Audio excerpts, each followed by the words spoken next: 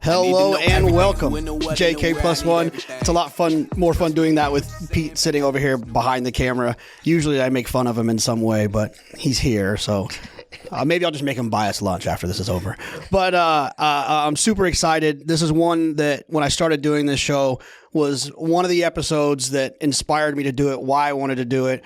It's the first one we've done with video. It won't be the last one, but it will be the best one. My dear friend is here with us, a legend, the most legendary person that's ever been on the show, Angel Cordero. Well, thank you very much.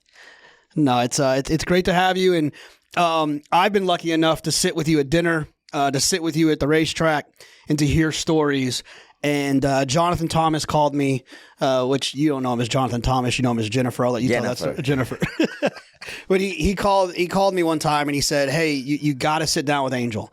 We have to get these stories documented to make sure that everyone else can hear them." So I'm glad you could find some time to hang out with us.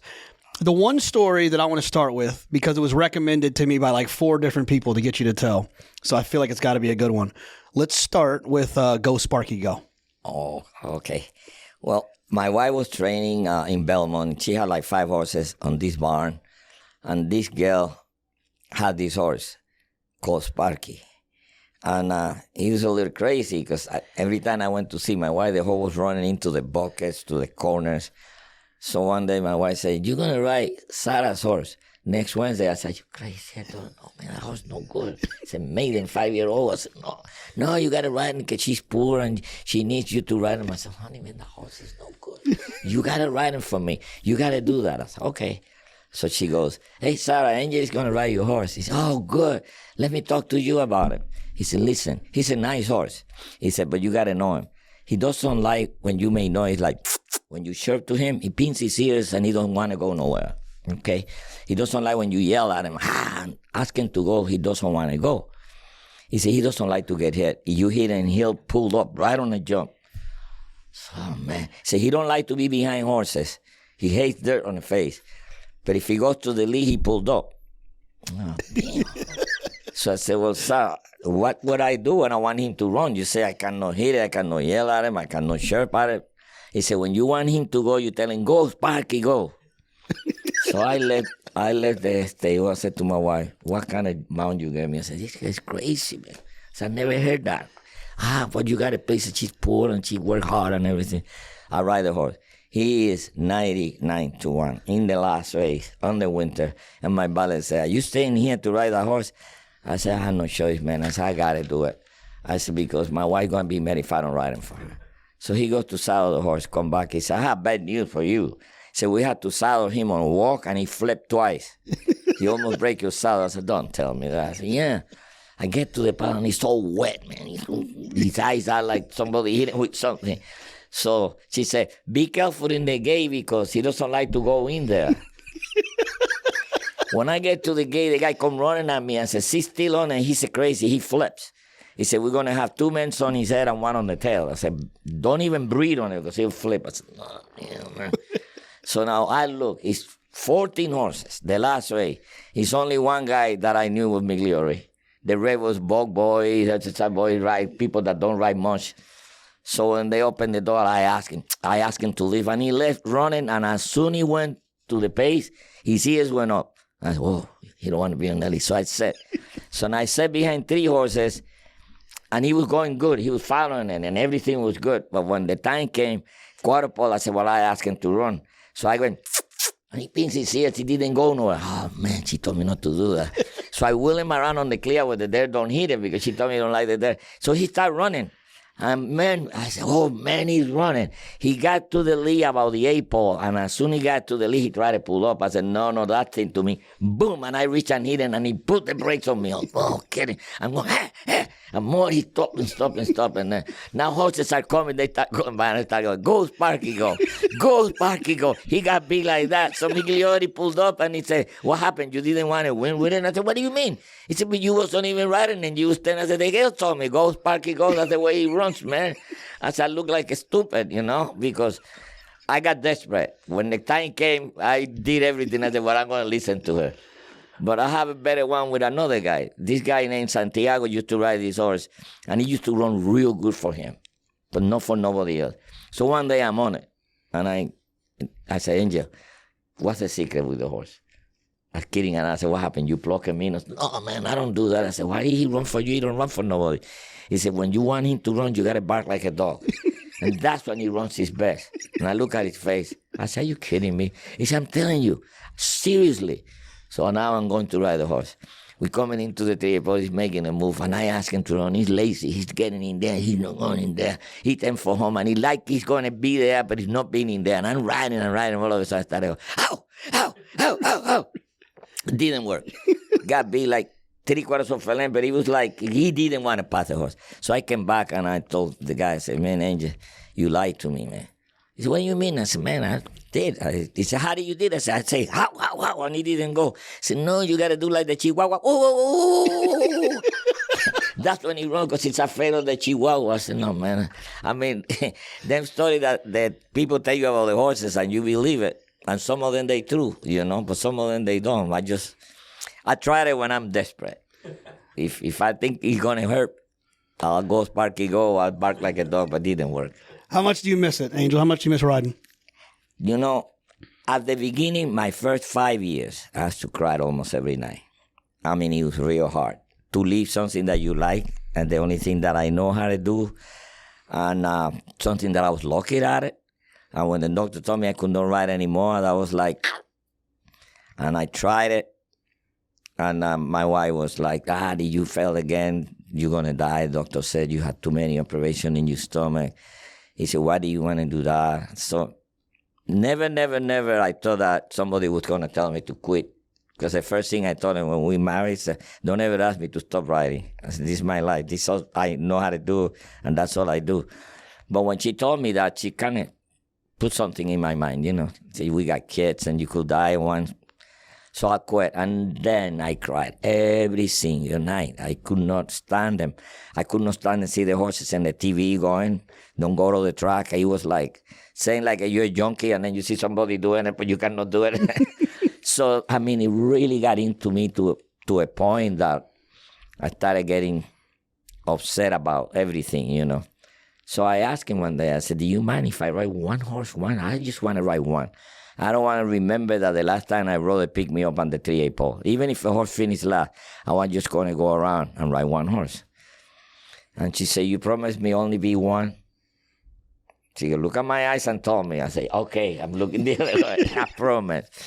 So I went to Puerto Rico to ride after 5 years almost, and the horse won. So I said, do you mind if I come back and ride on the Breeders' Cup? Only on the Breeders' Cup. She said, you told me it was one day. I said, well, one day in Puerto Rico, one day here. This is New York. So I started getting on horses, trying to go for the Breeders' Cup. And Alan Jerkin had me on 2 horses. And then the day before they entered for the Breeders' Cup, he said, I got bad news for you. I said, I'm not going to run none of my 2 horses. I said, well, I guess that's the end of my comeback. But then after that, I got used to it because I was getting on horses in the morning, every morning. And I got used to it and didn't miss it that much only on Derby Day or Breeders' Cup Day. Them the days that I said, I wish I could be on a horse, man. Even to this point, when they call the racer for the Breeders' Cup or for the Derby, I said, I wish I was on one horse. My thinker way ahead, like it's not as strong as it was before. But I always thought that if I have a chance to ride when I made it a comeback, that I would ride in the Breeders' Cup. But it didn't work out. One of the horses you worked in the mornings, I remember you worked Uncle Mo, didn't you?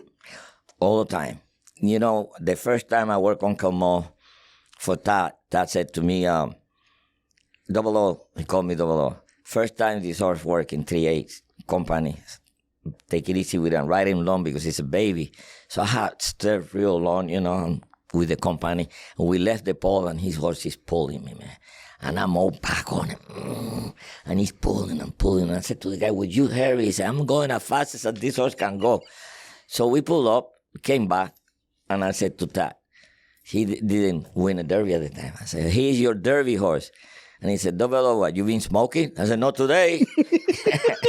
And he said, why are you going to tell me a horse goes in 37 first time and you tell me that's my derby horse? I said, well, maybe I'm wrong. I said, well, we got to see. 7 days later, I worked him, and he was tougher. He said, how did you like it? And I said, better than the other day. I said, you still think it's as good as it's better than it was the other day? And I work him again, and I work him like 5 times. Every day I work, and he went better and better. So I told him, I took him to the gate. I got him out of the gate for okay. So now I said, he needs okay with another horse. So I said to him, why don't you let Johnny get on him so he gets to know him? Because I get on him every day. I'm not going to ride him.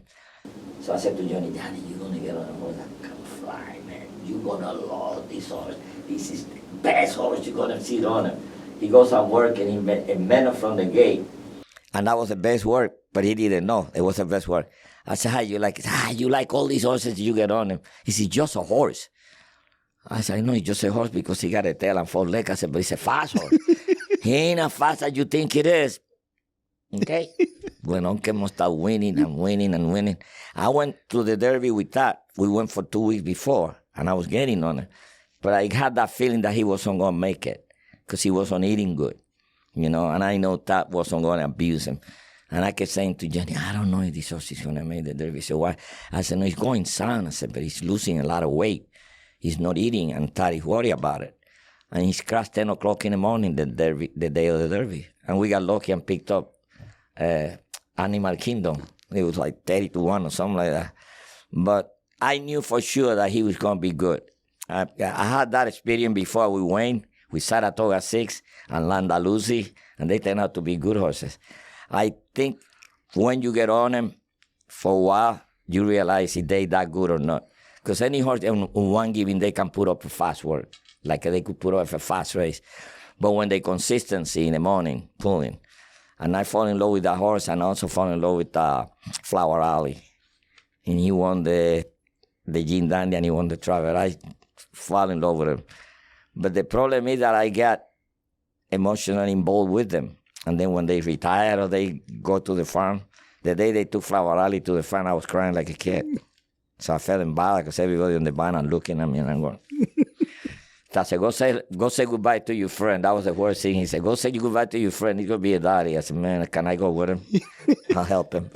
He'll be a daddy. Angel, do you think it helped when you retired? Do you think it helped that you were still so plugged in with, being Johnny's agent and where you got the nickname 00, where everyone refers to you, Michael McCarthy and Todd and JT all refer to you, and George as 00 because super agent. Did that help quite a bit, you think, with that transition? It did a lot because Todd started in the business. He started new, and I got Johnny. Johnny started to get rolling, and I remember Todd because I rode for Wayne, and Todd was working for Wayne. So I walked to him and said, listen, you are going to be a champion, and I got a jockey that's going to be a champion. I said, you together, hook together, you both going to be a champion. He looked at me like I was crazy.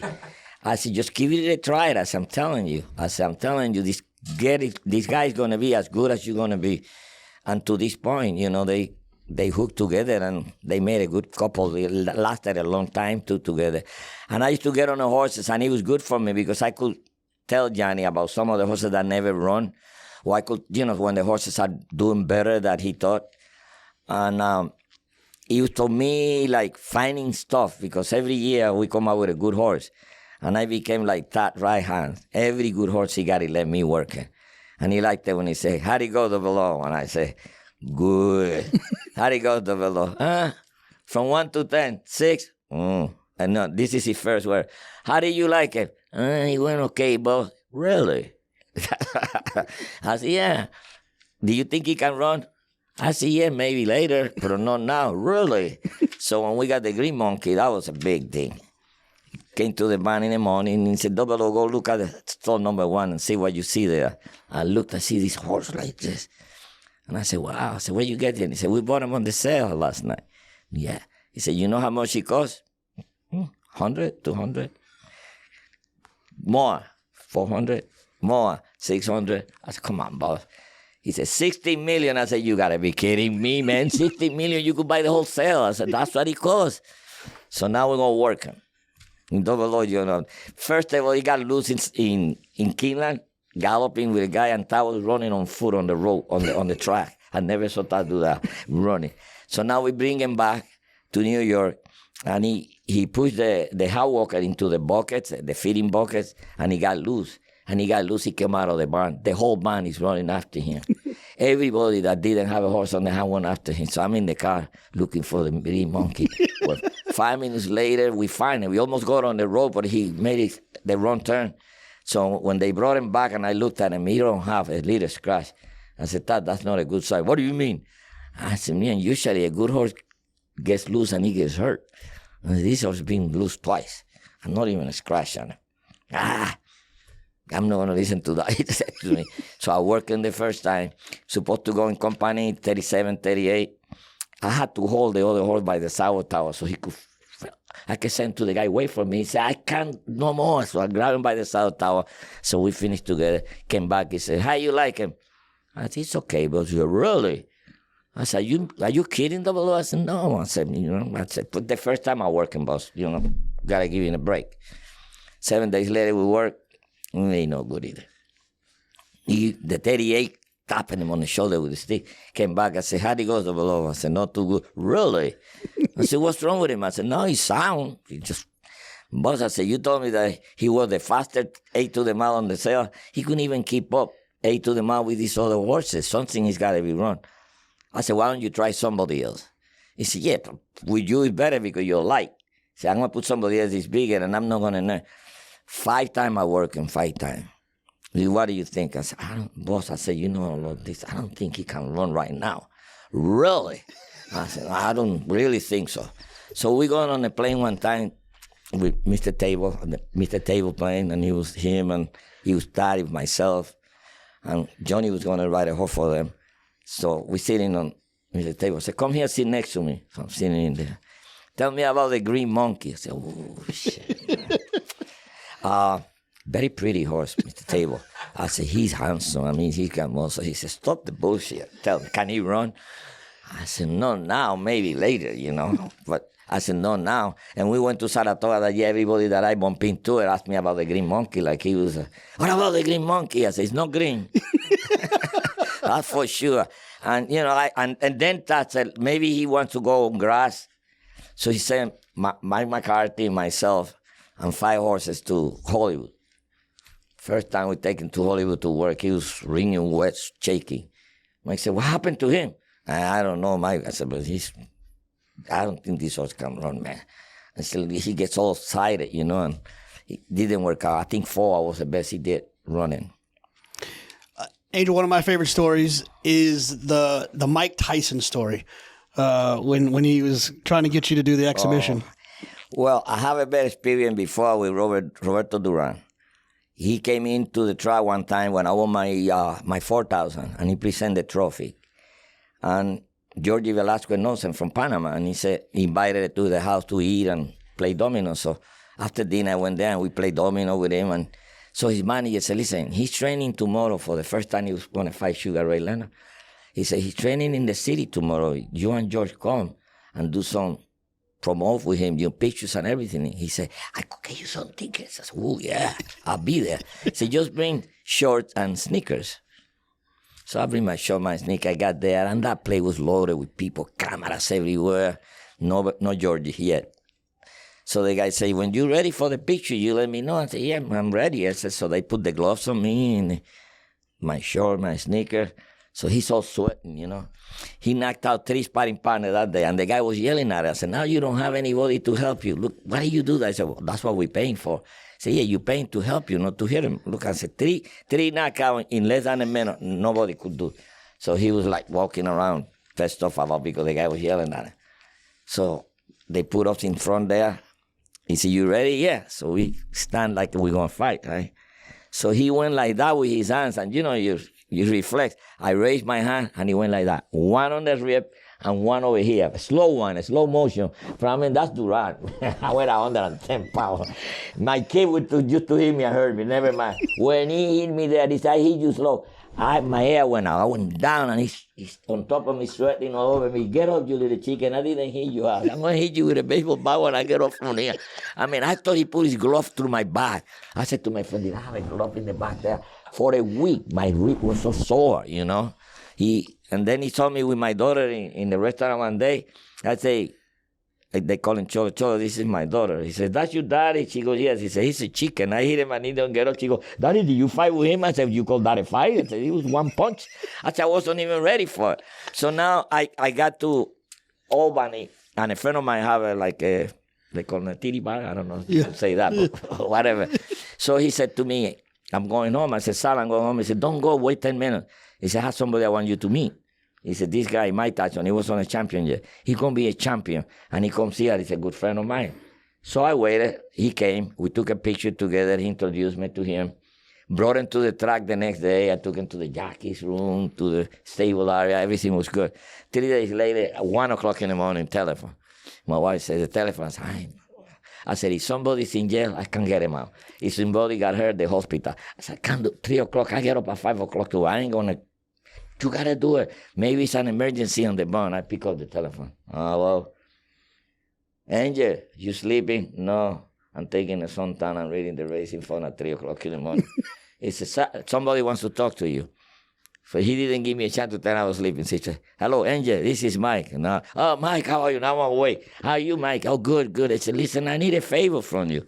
I thought when he needed a favor that he needed something, a goggle, a whip, meet a jockey, something, that had to do with the racetrack. I said, sure, what is it? He said, well, I'm doing 10-round exhibition for charity for kids with cancer with 10 celebrities, and I want you to come and do a round. I said, oh, man, Mike, I can't do that because I got to work a lot of horses. He said, listen, it's going to be quick. And he said, I'm not going to even swing. You swing, I'm just going to dog. And just for the public to see him. But I don't want to tell him that Duran knocked me out. I mean, my wife is listening too. I said, well, Mike, what happened is I'm going for leading rider. I ride 9 horses tomorrow. No, it was 2 days before. I ride 9 horses. And I got to get on horses in the morning. And I don't going to have the time. He said, this is what we do. We're going to send you a limo. The limo will be there at 9. You get on it. 9:45, you be in Albany. We get in the ring at 10:15. You leave. You be at Saratoga at 11:30. You could do that. And my wife kept hitting me with the elbow. I said, yeah. I said, well, that's going to be tough, man. But, he said, you will really do me a favor. I would really appreciate it. I said, oh, okay.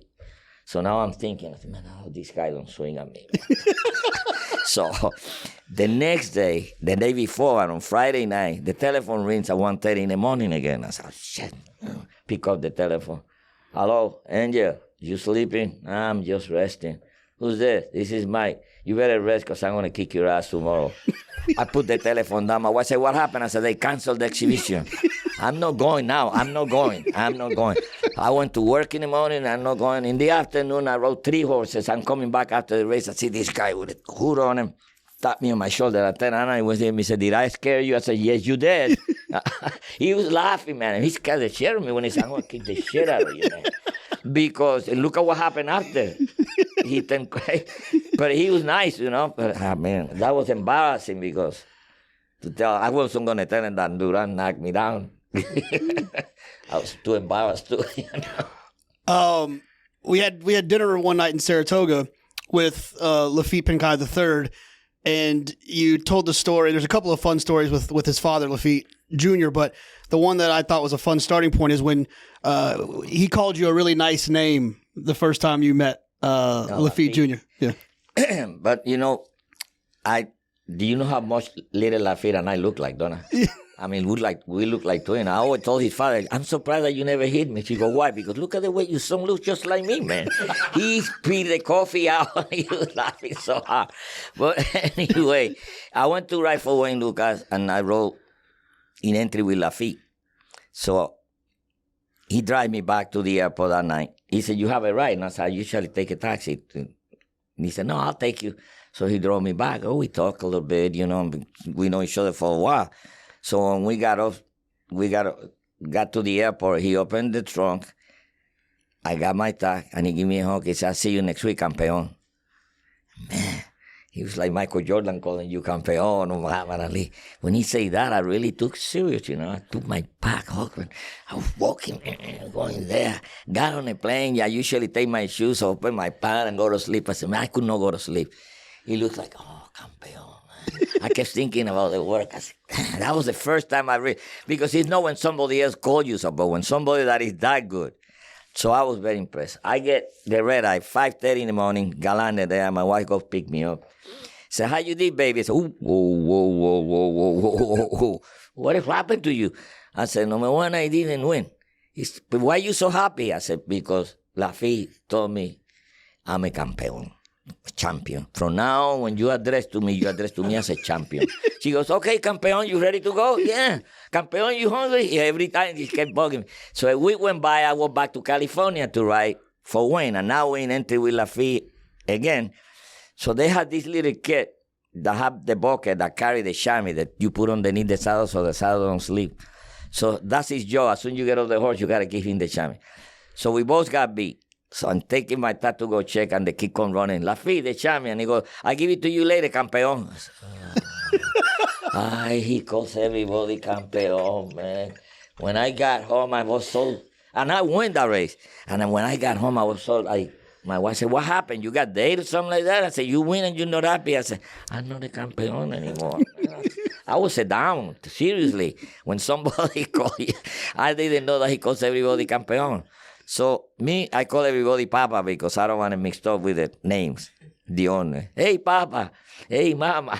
I call this lady Mama, the lady that used to own Kelso. I used to write politely for her. Walk into the Papa was like that. Hi, Mama. And everybody looked at her. She said, me? Yeah. And Mr. Nero's wife used to tell me, you could call him Daddy, but don't call me Mama. Some people don't like it, but, I can't forget the names. I remember horses, a face, a horse I will never forget.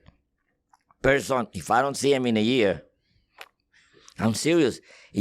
And I see the face, I could see your face and not remember. And then you see the guy, by the smile, when they coming at you, you're going to hug him or shake hands. If the smile is too big, hey, Papa, how you doing? So I say, remember me? I said, of course. He said, what's my name? I said, now you're going to play game with me. What's your name? Oh, come on, Papa, man. We know for each other, man. But I won't tell the name because I mix the names, man. What do you have Bob Baffert saved in your phone as? Isn't it something funny? Bob Baffert? Yeah. He called me one time and he told me that I guess he messed my ex-wife. He said, I just messed your ex-wife. I said, can you give me another news that is not that bad? But when I talk to him, he talks to me in Spanish. Oh, okay. He's pretty good in Spanish, Bob. And he's the only trainer that don't write me, but when I call him, he answers back. I call him or text him right away. He answers, thank you, or how you doing? But he was not writing. What about the time that you thought you were in a movie with Lafitte, when you guys went to that? No, we went to a restaurant there. Yeah. We went to California to ride, and that night we went out to the Western. It was a hotel next to Santa Anita. Oh. And we got there in the Western, and he was there. Fran Martin, Pancho Martin, Milo Valenzuela was there. It was 7 people on the table. And we had this little guy that was a little heavy, little fat, sitting in there. So all of a sudden I'm sitting in there and I hear, lights went off. I thought, because it's holy in California, my first time in California, I said, that's got to be somebody like making a move. They got everybody on the floor, and everybody hit the floor. It was like a dead hit to hit the floor. But Lafitte could not go under the table because the fat guy was in there. So I kept pushing and said, Lafitte, get in there. I can't, the guy won't let me in. So I hear the guy say, search everybody, and whoever don't have any money, shoot him. Ah, man, that was... And Lafitte said, take your ring off and take your thing off. He said, this is serious. I said, this is not a game. No, this is serious. So when we landed in there, I said to Lafitte, let me $5. He said, I don't have no money with me. I said, I guess we both going to die. When the guy said he had no money, shoot him, man, I don't have the money with me. I said, Lafitte, let me $5. He didn't have no money either. So they kept up there about 2 hours. So I said to the policeman, he said, nobody can leave now. We got to interview everybody. I said, could you do me a favor? Will you tell my wife that you have me here? Because if I don't show up to my wife, she's going to get mad at me. She said, well, that's not my job. I said, I understand that. I said, but can you just tell them that you're police? And just say something to her so she believe me, because she ain't going to believe that somebody, that we got assault in the restaurant. I know, we've met because of my relationship with Jake. It was the first time that we got to meet. And Jake's told me a story about his dad telling you if you won, I don't know if it was the Demoiselle or if you won a race, he's going to get you a car. And so I wanted you to tell that story, but it ended up being the car. You gave Johnny the car when he moved here, right? Well, he drove it. I don't give it to him, but he drove it. Well, the guy that was in charge for Mr. Bala's manager or something that called me and asked me to ride one in the Ransom and one in the Demoiselle. One was an alley that called, it was a maiden. And the other one, I brought her maiden. Very easy. And then the next time they run him on a gray one and she run no good. So I told my agent, I said, we open. I said, the guy said that if I win one of these horses, he'll give me a car. I said, yeah, he could give you a plane. None of them two horses got a chance. I said, but if we don't ride, we got a better chance being in there. And yeah, you can't win it. He said, maiden and the other one got beat a pole the other day and she's running on a gray one. They got no chance. I said, but if we don't have a mount, I want to ride him. So the guy said, I'll give you a car if the horse win. The first one run fifth, and the one was Goodbye Hello. And she opened up on the lead and won. She was like 22-1 win. So the next day, I hear the door. I opened. The guy said, Angel Cordero. I said, that's who I was before I went to bed. He said, here. He gave me the key. I said, what is that for? He said, red Mercedes convertible, and they got the top on in and out. And I said, you got the wrong house. That's not my car. I said, yeah, that's your car. I said, sir, that's not my car. I mean, no. It's your car. He said, the registration's not your name. Here's the key. You do whatever you want with it. That's your car. So I'm like, for free. So I called my accountant because I always wanted to buy a Mercedes. He told me you can't afford a Mercedes. I said, hey, Papa, guess what? I said, what? I said, somebody give me a Mercedes. I said, they give you a Mercedes? He said, yeah. For free? I said, yeah. I said, brand new, man. He said, well, I got bad news for you. You can't have it. I said, what do you mean I can't have it? I had him already. I got the key on it. He goes, 30,000 the taxes. I said, we can't afford it right now to pay 30,000. I said, you got to ask the guy if he wants to pay the taxes. I said, how am I going to ask the guy that give me a car to pay the taxes for me? I said, I guess I can't have the car. So I called Mr. Bala. I said, I'm sorry. Very nice. Would you give me a nice present? Nobody ever give me something like that, which is true, either before or after. I said, but I can't take it because it's too much the taxes for me right now. He said, don't worry about that. That's all covered. You don't have to pay anything for it. Oh. And then every friend of mine that said, you want to drive Mercedes? Johnny, the first time he's going to go to the city, said, I can't take that car. I said, take it, man. It's just a car. I said, listen, they give it to me for free. Don't worry about nothing. Every friend that I got, I let him drive the car. I had 17 speeding ticket on it because I thought I was riding groovy on the red light. That was fast, man. I was just having fun with the car. but I had to sell him because my accountant said, man, you're going to be in jail. He said, you too many speeding tickets. He said, you got to get rid of that car. So, I've ridden with you before in the car. I didn't get to see you ride a lot. I've seen videos.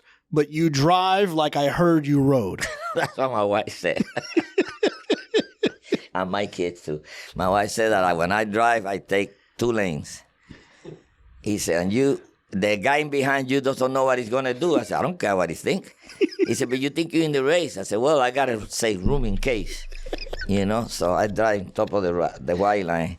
And whenever it's line, I go around him. When you're going to get out of the exit, and they had that big line, people waiting for the exit, I go all the way around. She said, what are you doing? I said, we're only going to screw one. It's either the one in front or the one behind. She said, how they going to be mad? I said, no, I look at the faces. If the face looks tough, I don't screw him. It's a lady or an old guy or something that look like, boom. I drop in and they blow the horn, but that's it. But I don't make no line in the road. She gets mad at me. She said, I'm going to get in trouble one day, and I did. Coming out of the mall, I shot somebody off by mistake. I didn't do it on purpose that time. I didn't see him, and I went onto his lane, and he blew the and I went like that with my hand like this, with the window. The red light, I stop. He come next. I see him in the window. He opened the trunk. He got something, and his friend got on one side of the car where Raimi was, and the other guy got on my side of the car. And he hit the window like that. And I looked at him, and he goes, and he went and got on the car. He changed his mind. I wasn't going to open the window, and I wasn't going to get off the car. So my wife said, what would you do? I said, what am I going to do? When the light change, I just keep going. And then if he stay in the middle, I'll take him. I ain't getting off the car. You don't want to get off the car in the street anymore, man. No, it's too dangerous. You got a new car. and you parked it out in front of Todd's barn. And Oh, man. Todd was messing with you a little bit, huh? Yeah. I had this new car. My son got it for me. And Todd said, Double, you want to go get some breakfast? So he gave me $100. But Todd doesn't like the $2 bills or doesn't like the $50 bills. So whenever the change came, it's like, it's a $50 bill. He's going to give it to me. So I went and got breakfast. But I noticed when I brought the breakfast, Mike McCarthy and him, instead in the office eating, they was outside. So I said, okay, we said I'm going to my entry. I'm going to get on the car, and the car started, the alarm, boom, boom, boom. But I don't know how to work with the thing. I said, I can't find my thing to open. The car was open, but I can't find the thing to stop the alarm. So I kept looking and looking. I don't know nothing about car. I opened the hood. Oh, there's no alarm. Okay, close the hood. Sit on the car again. Start going again. All of a sudden, I say, hey, Double O, your car is disturbing the horses cannot eat. I said, you got to stop that. I said, I can't do it. I don't know how to do it. So I'm pushing him back to the end. Now I get to the end, and some of the people that work for George Weaver came in and said, man, anybody you knows about car? I said, this car, every time I'm going to sit, the alarm goes in. So the guy said, no, but we could call the alarm. So he going to call the alarm, and just when he was going to call the alarm, I went, no, don't do that. He said, we was doing that to you. Then he said, Todd did it.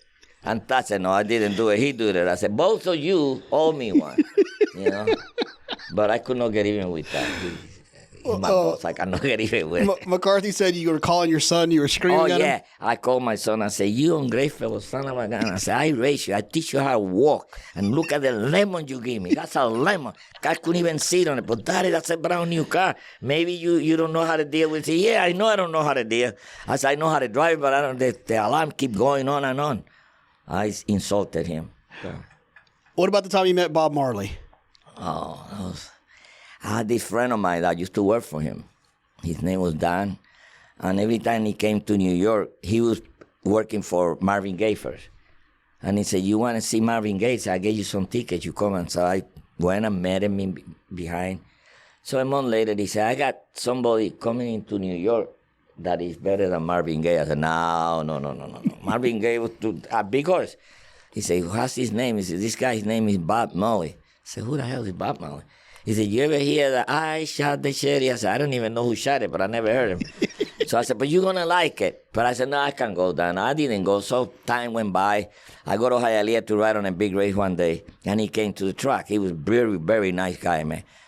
And he said to me, do you have a ride after the races? I said, I usually take a taxi to the airport. He said, I'll take you. When we came out, he got a white, what's the big car, the real good ones? Like a Rolls Royce? A Rolls Royce, but white Rolls Royce. He said, here, drive it to the airport. I said, I'm going to look like a flight on a glass of milk, man, driving a white Rolls Royce all over. So we got to the airport. He said, why don't you go and find out if your plane is on time, because usually the planes are way late.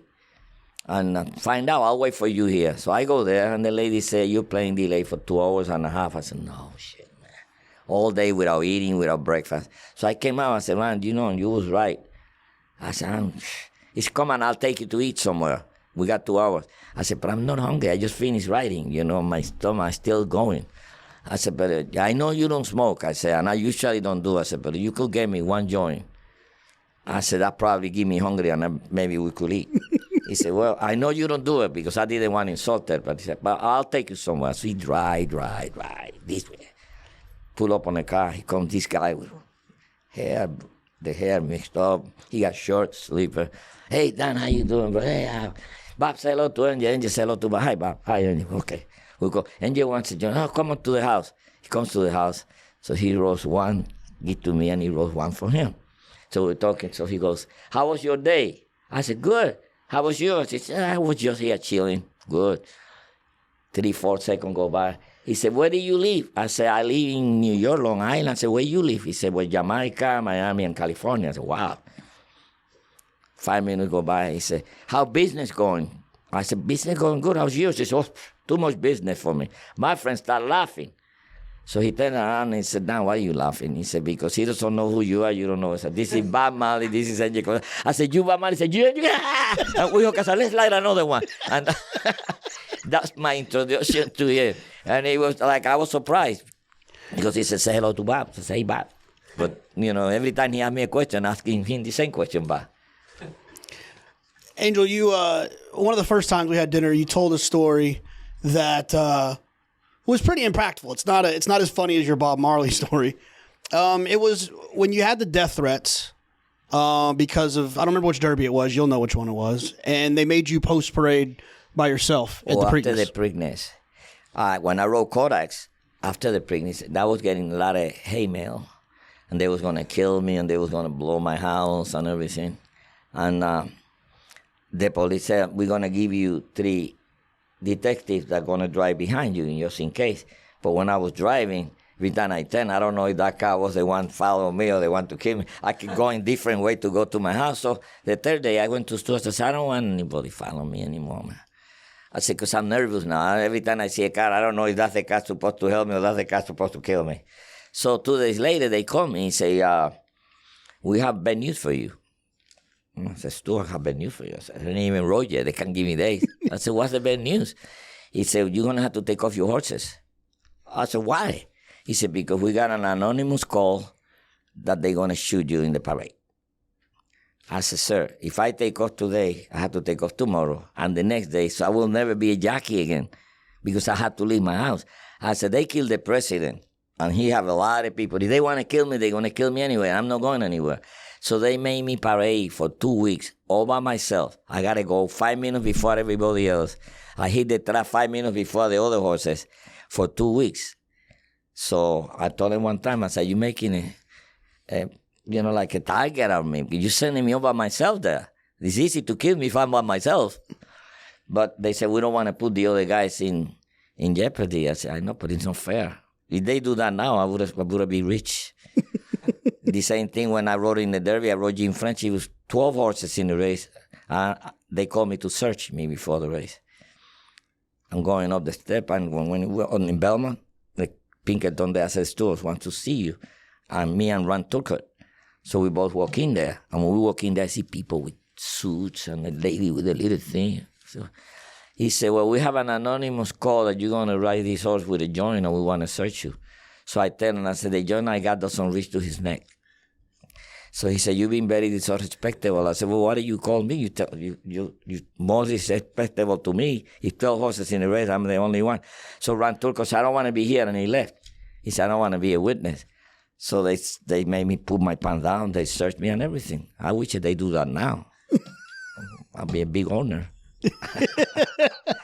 Out of the 12 horses, I was the only one. I've never been lucky years ago. You know, I got very lucky at the end of my career because I made friends with the press. Because years ago, if you win the title, money title, you be Eclipse Award winner. I win it 4 times, and I only got 2 Eclipse. Because they frankly won the Preakness on a spectacular bet. He said something in TV that I looked like a monkey climbing a tree or something like that. So the newspaper people came in on my locket, trying to make me like, you hear what he's saying TV? And so I told him, I said, this is my locket, that's his locket. When he come back, if he has something to tell me, then I'm giving an answer. But they kept going, so I went to the clock. I said, listen, I got one more horse to ride. And these people are all over me with microphones and camera in my locket. I said, they don't let me concentrate. So he told me, I can't do nothing about that. Freedom of the press, they there. So you cannot do nothing. You cannot help me to take them away from me until I ride. Nothing that we could do. So I said, okay, I know what to do. You know, they put buckets of water to all the jockeys after the race so you could wash your face. I have 5 buckets of water. I throw all of them. It was 25 of them. Whack, I got everybody. So nobody liked me after. They was writing bad articles. So finally, it was one guy in the press that did like me and told me, I'm going to give you an advice. You could take it if you want to. You don't have to. He said, if you want to win the Eclipse Award, you better make friends with the press because we both. He said, me, myself, I like you. I don't care your temperament. I don't care what you are. I like, but not everybody goes on the same horse. Not everybody's going to like you. I said, so if you ever want to win a Eclipse Award, become friends with some of them. And I became with most of them, and, you know, it was good, but it was too late for me. It was. Angel, I mean, obviously, you know, we see it nowadays. Even great players, great athletes get hated because they're great. But so I'm sure your greatness had a lot to do with some of that. But, you know, we've talked about it before. I mean, how much of it do you think had to do with the color of your skin? when I got here in the 60s, it was very strong. Racism was very strong. I went to a couple of restaurants that they didn't serve me. I was driving around with a friend of mine that was Spanish, but he was white. So he passed for white. So every time we went to the restaurant, they serve him and they don't serve me. So he used to tell me, go in the car, I'll bring it to you. So I said, why? He said, they don't want to serve you. I rent a couple of houses. And when I rented one house one time, it was a strike in California. So I went to Miami to ride. So I sent my ex-wife to California first. So she got the house. Bobby Franco and Tony Mato helping to get the house. When I got to California and I went to go in the house, the guy standing on the porch, he said, can I help you? I said, no, I live here. I said, you don't live here? I said, yeah. So he was the owner of the house. 10 minutes later, Tony called me. He said, we got to leave. He said, the guy's going to give you the deposit back if someone you in the house. So I went through that a lot of times, restaurants that they didn't serve me. And the stewards over here, when I first got here, I got suspended in Puerto Rico because I called the starter an asshole. I don't know if you could say that. Yeah, you can say it. And then they give me 6 months. So I rode a horse. They had this line, you know the line that you guys put when they show in the races? Yeah. They had this line in Puerto Rico. You leave that line to another line, you get in trouble. So I was like 6 lanes in front and my horse was drifting and he went from one lane to the other lane, but he was nobody behind.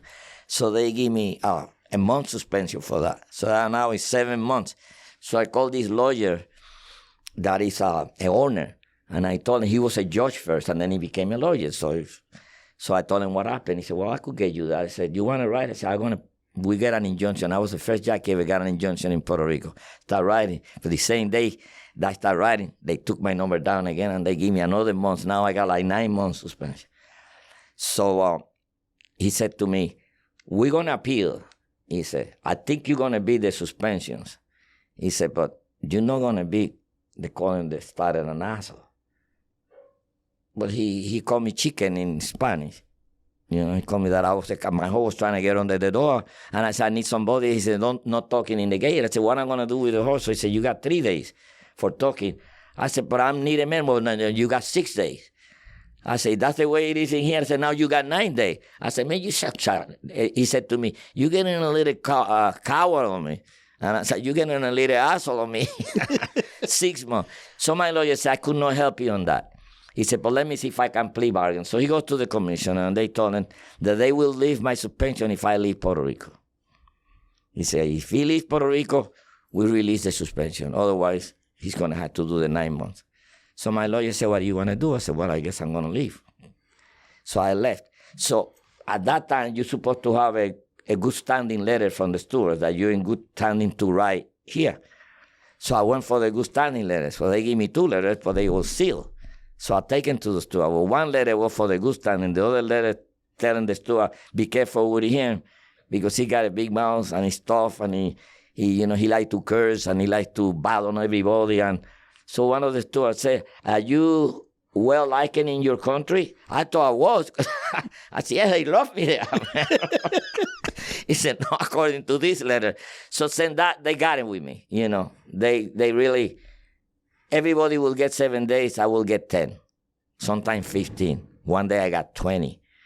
And it was like a parade. Every time they take my number down, the steward say, all jockeys to the movies. And they all come in. None of them give me a hand. None of them. You think he did the good effort? Nobody say anything. So Icasa one time went to talk for me. Because I don't speak that much English. They begin and say, Icasa, tell him about... So Icasa said, Judge, can I say something? He said, no, you don't say anything because he will want you to get days all the time. So he said, you cannot be a lawyer. He said, you worse than him, they told him. It's the same thing when Ira called me for. Do you remember the disqualification in the Beverly D was in Arlington? In Arlington, and they give him to Ira. What's one the of the chances? European horses came out. Yep. So Secret Gesture, I think, was they appealed. So Ira asked me, said, could you help me with the movie? I said, sure.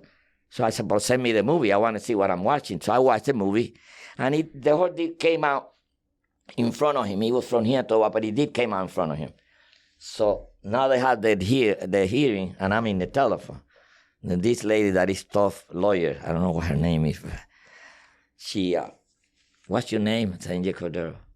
He said, are you the same guy that they accused of fixing races in 1978? And I said, are you the same bitch? Boom! And they cut me off. They cut me off. The guy said, you can't say that. I said, well, she's telling something that is not fair. That you being pointed or accused, but you're not being condemned. You don't say that to me. I said, but man, I heard that she's a bitch, so that's what I was going to say. Are you the same bitch that everybody? Well, they cut me off. So I could not be a lawyer to anybody. No. I want to be Johnny's lawyer the day he put his, he got big like that, and he was hitting the horses with the goggles. Oh, the big beast, yes. Yeah, beast. So I'm his lawyer now. We're going, but the hitting is, the stewards, they're not going to go against what they say. So when it was my turn to talk, the guy said, we don't need your opinion. They won't let me say anything. So I said, man, I'm the only witness that can say nothing there. They won't let me say anything. When you get days and you appeal, 10 out of 10, you're guilty, regardless of what. They won't go back. Because the people that look at the races are the people that put the stewards in there. So they're not going to go against them. And it could be black and white. There's still no way. Do you think it's better now? It seems significant. I've always heard it's more relaxed now. The guys get significantly less days than you guys got. Do you think that they should be getting more days, or do you think that it was better when you were riding, or better now? Well, it was safer when we was riding, because we wasn't allowed to do that. If I was riding now, I probably would win 1,000 races more. They more willing now to accept more contact and race riding, like they call them. Before, if I was in front and I start drifting, they call hurt him, or you heard him. If I turn around one time, I was on the lead and it was room on the inside. I turned around to see if somebody was there. The guy that was there saw me turn around, pulled up and went around, claimed foul, and they took me down. The steward said, you intimidated him. I said, all I did was look. He said, yeah, but he didn't know what were you going to do. I said, what do you want me to put a sign here? And I'm just looking. I said, they used to give me day for whatever, and it came to a point that I know they was picking on me because I was from another country. And I could tell by the atmosphere in the jockeys room that if it was 20 jockeys in there, 17 of them didn't like me. Didn't like when I speak Spanish. Didn't like when I put my music in Spanish. I had the Puerto Rican flag and the American flag on my locker, and the clock guy came and took the Puerto Rican flag on the floor. I said, why you do that? He said, you in American. I said, but Puerto Rico is American too. But, they really was tough. Now it's different. It's no racist at all. Now, they was very particular about women working.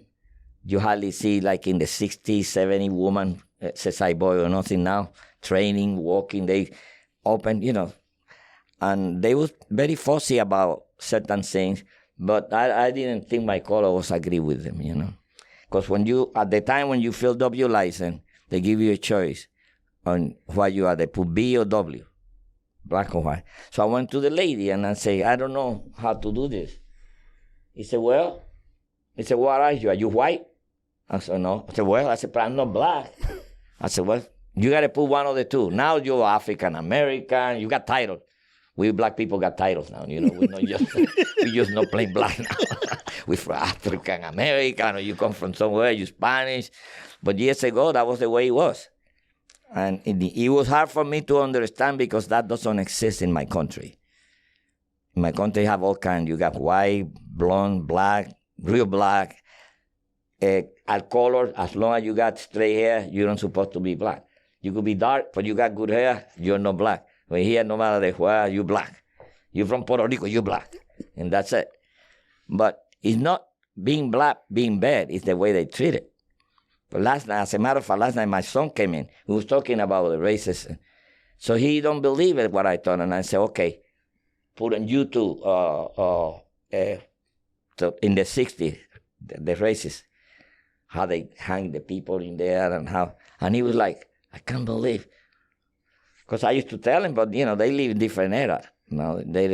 Plus they white too, they don't have no problem. My kids are all white.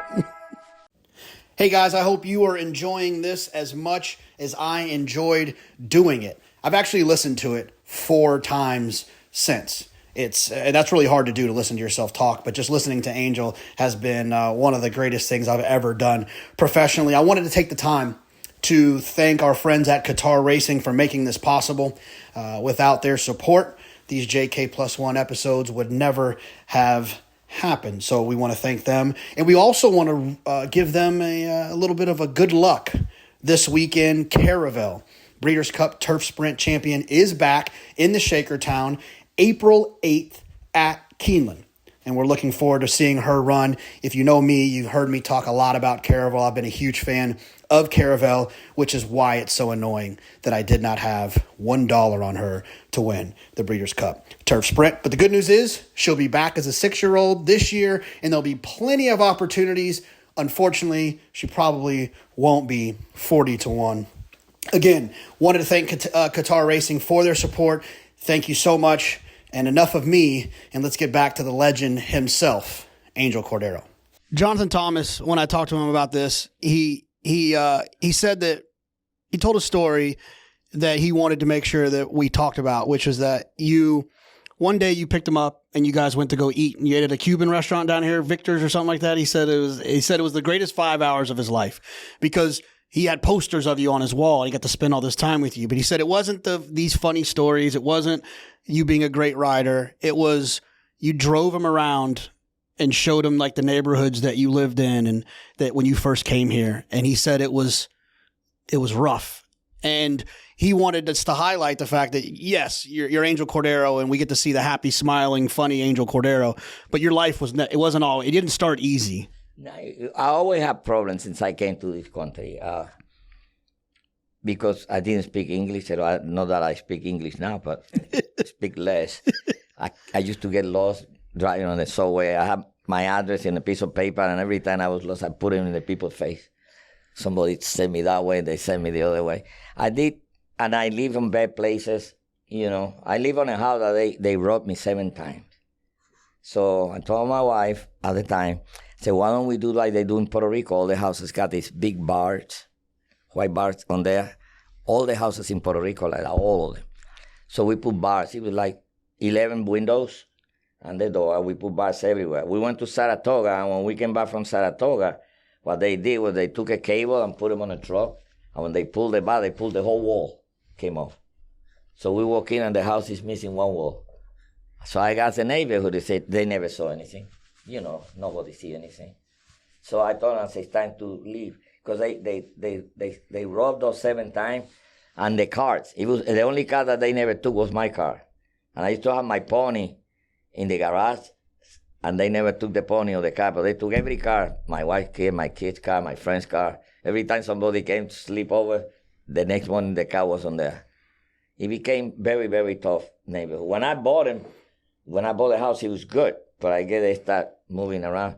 I have one day about 1 o'clock in the morning, the bell on the door, and I come down and say, soul brother on the door with a trophy in his hand.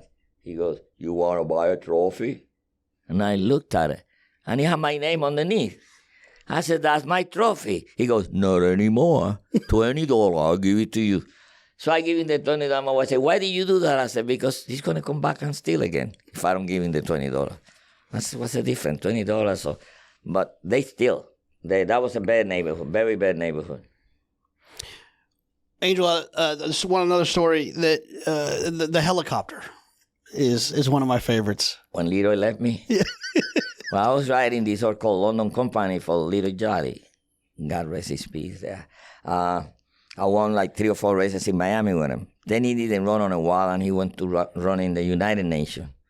And he poured in rain a day. The track was this deep. And he usually come from behind all the time.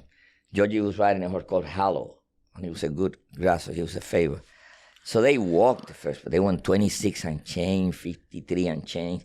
My horse got very ranked. When he got to the backside, he wanted it to go. I had no place to go, so I had to bring it to the outside because I was almost clipping here. So he got head ahead with Hello like before the half a mile. And Georgie was sitting in there doing anything. And we 10 for home in the stretch, and we battling, bing, bang, left, right. And he beat me like that.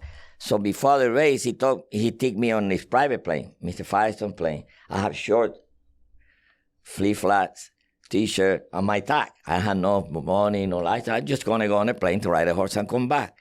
So when the horse got beaten nose, I came back. He called me all kind of shit. You stupid Puerto Rican, you piece of shit. You hold my horse. I said, I hold your horse. That was one of the biggest races at the time. I got beaten nose.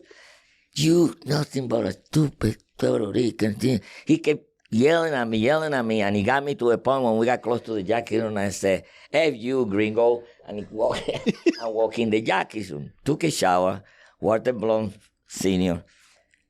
Tell me, you need a ride? I said, I need a ride to the private airport. When we got there, no plane. And look, I said to the guy, what happened to the plane that was there? I said, the guy with the red face with a little thing like that. I said, oh, they left. I said, they what? They left. They left me there. And I had no money. So Walter Blum drove me back all the way from Jersey to New York. That's why I became such a good friend with him. But he left me there. But one night we was riding in Maryland, and they used to send the helicopter for us after the races.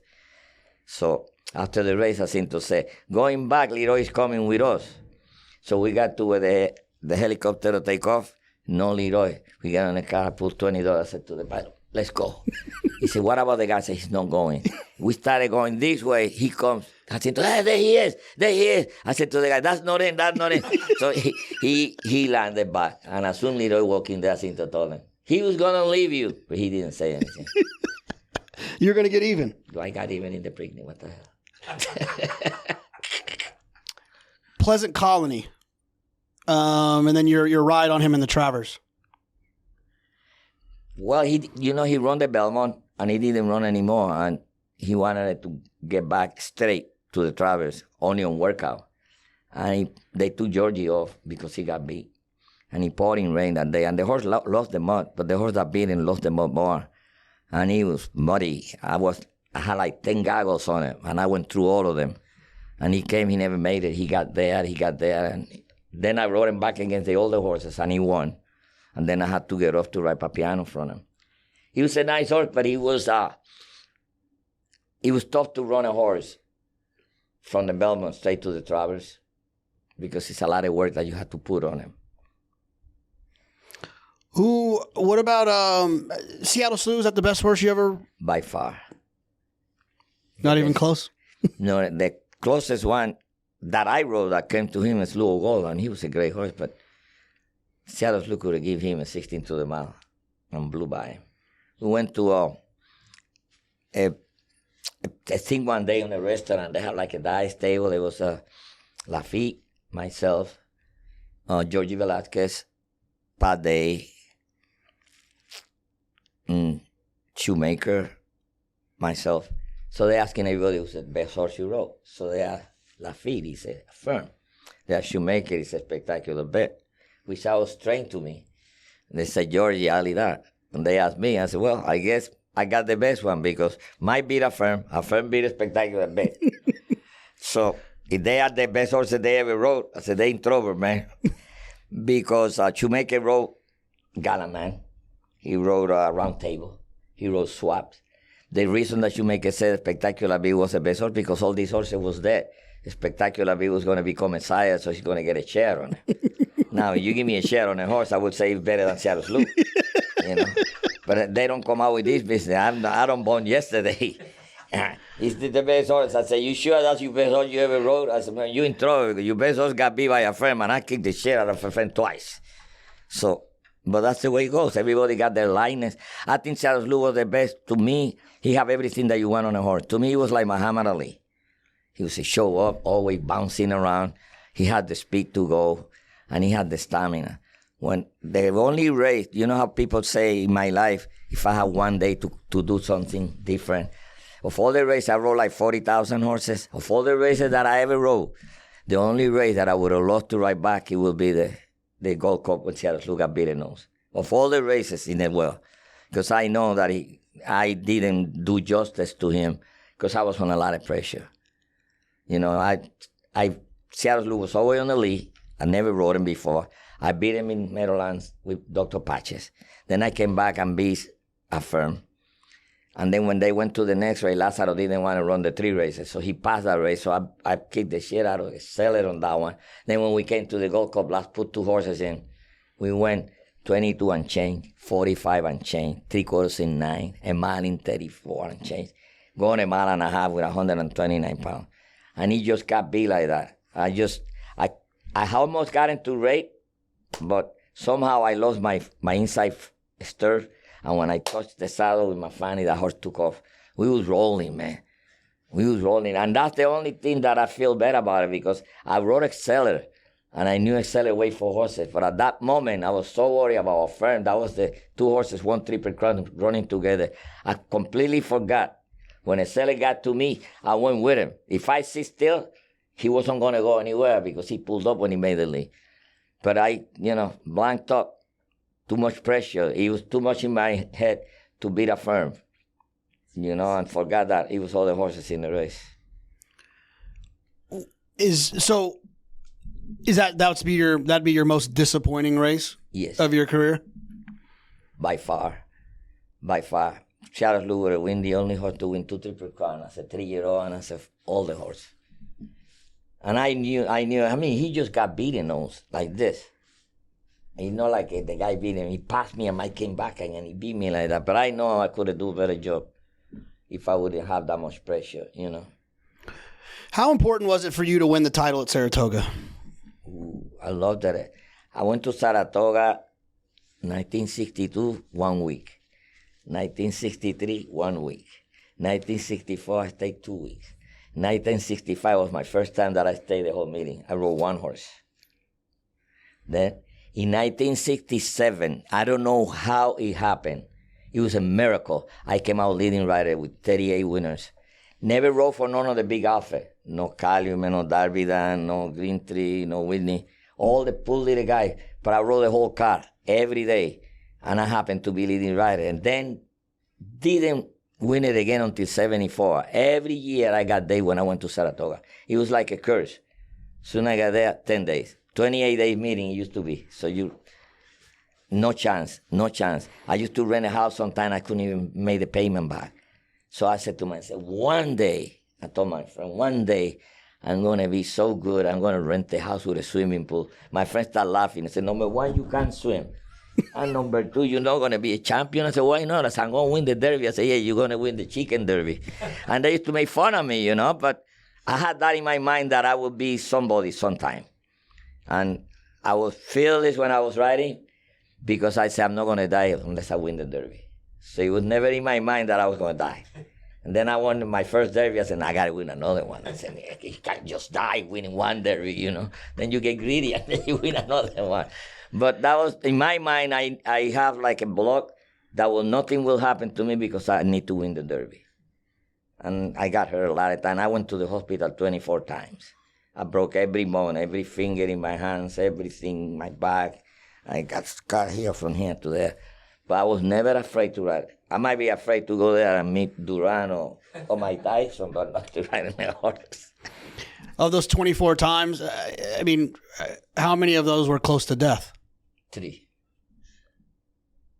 The last one, well, the 2 last ones, my wife, father was a doctor, and from knee, a knee doctor, and he had access when I got hurt to talk to the doctor, and they told him he'd be lucky if he passed the night.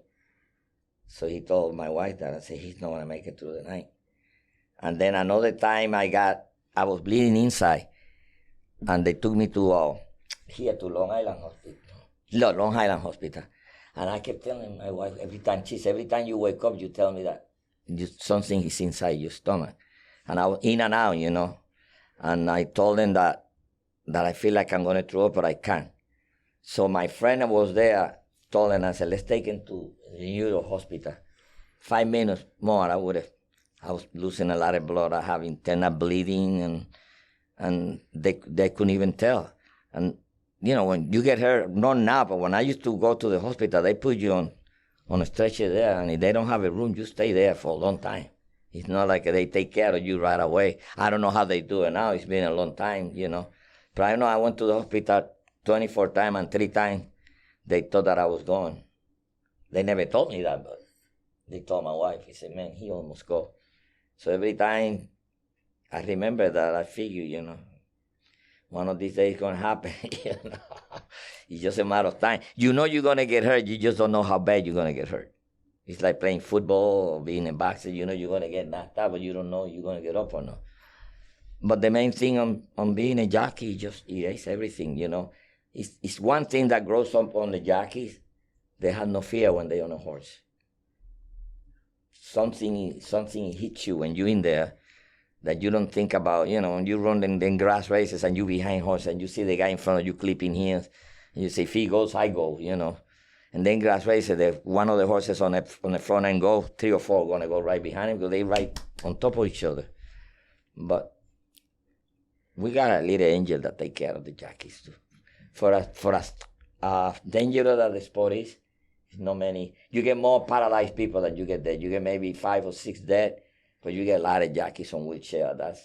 That's what always was my worry. I said to God, I don't mind dying because we all got to die. I said, please don't let me be paralyzed. I don't want to be a pain for somebody. And that's got to be the worst thing that could happen to anybody. I have a couple of friends, and I looking at it and I just feel bad. You know, after a while they get used to it, but that's a bad life. Who's your favorite rider of all time? Because you're everyone else's Eddie favorite. Alcaro. To me, he was the best rider I ever saw, by far. He rode all the way to 1960, and he looks like one of us in 1960. And when he started riding, they don't even wear goggles on the 40s.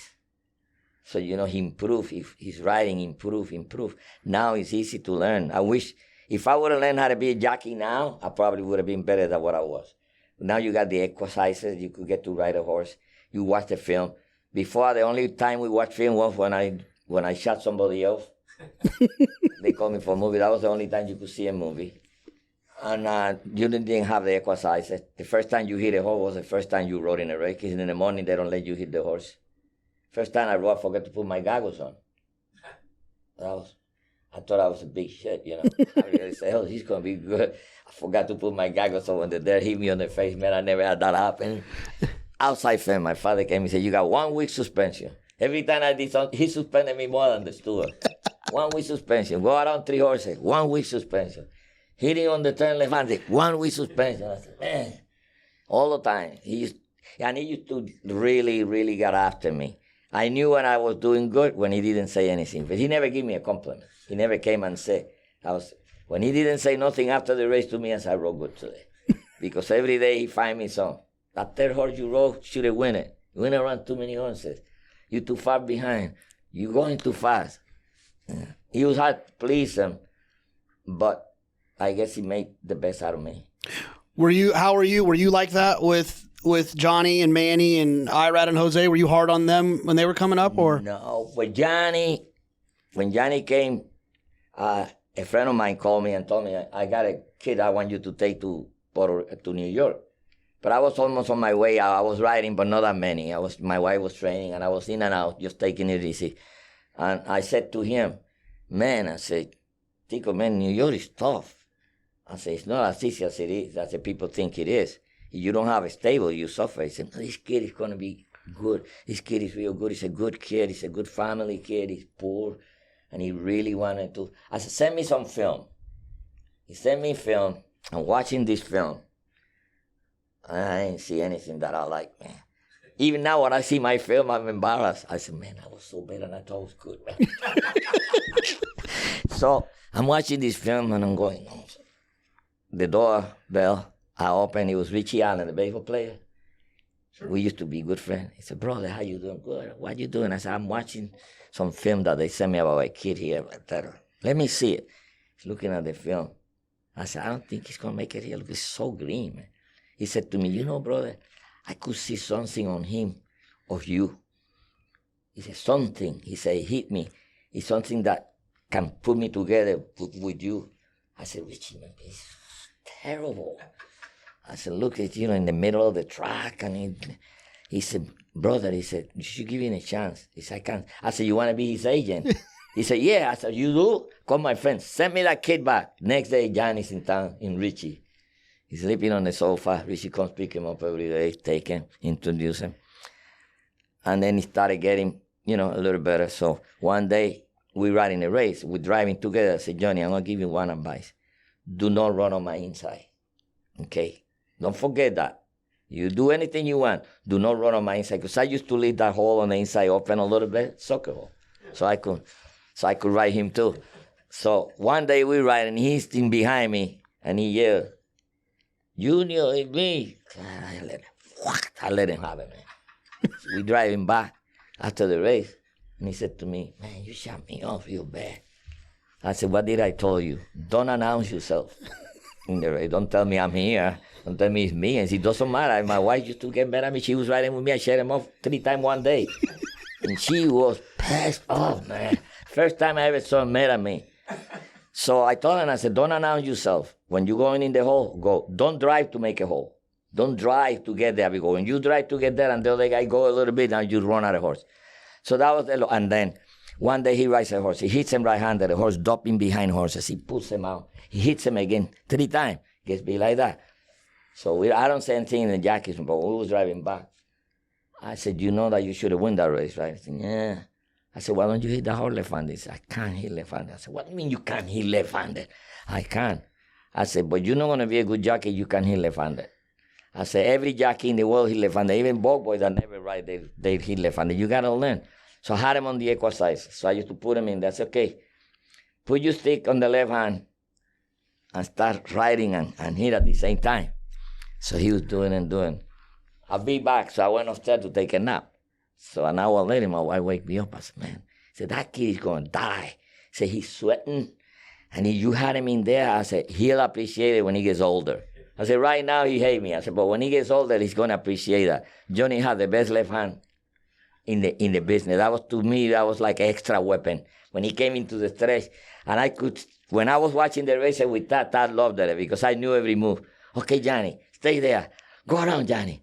Put your stick right-handed. Hit left-handed, Johnny. And everything I told him, he'll do. And him and my wife used to say, how did that happen? I could call the move on him every time. Know when he was going to move, when he was going to hit left-handed. And he improving until, to me, the best rider I see. Him and Ira and Frankie Dettori, to me right now, are the 3. I know the other guys are going to be offended. I'm never going to have another job. To me right now, Johnny, even at his age, still got it. He's in here. And Frankie Dettori and Ira. Ira will win on anything. You know, and I love Ira's brother. I think Jose is as good as him. He just, because Ira is so popular and so big, it takes a little away from his flashy, but Jose can ride too. And, you know, he's a real good rider too. And it's probably a lot of good riders in there that they don't have the opportunity. But to me, Ira, I see, like I said before, 3 jockeys that's revolutionary, the jockeys room. It was Steve Cotton when he first came here. He have everybody on the jockeys room with camera. He was in every magazine. Then Ramon Dominguez, that win every day. I asked him one day, when you win one race, did you kick your dog when you go home? Because he always win 3 or 4. Get away from me, I don't win a race today. And Ira now, he wins every day. He just a winning machine, man. Love to watch him ride too. Certain guys, I don't like watching races unless my jockeys are in, but I like watching Johnny, Dettori, and Ira riding because it's something like, I could tell what he's going to do. And then Johnny come back mad at me. Look what your son did to me. You do this to me. Because you told him. I said, I didn't tell him to do. He said, well, you teaching all them things. I said, well, I try to teach you, but you want to be nice. Johnny doesn't want to do anything wrong, man.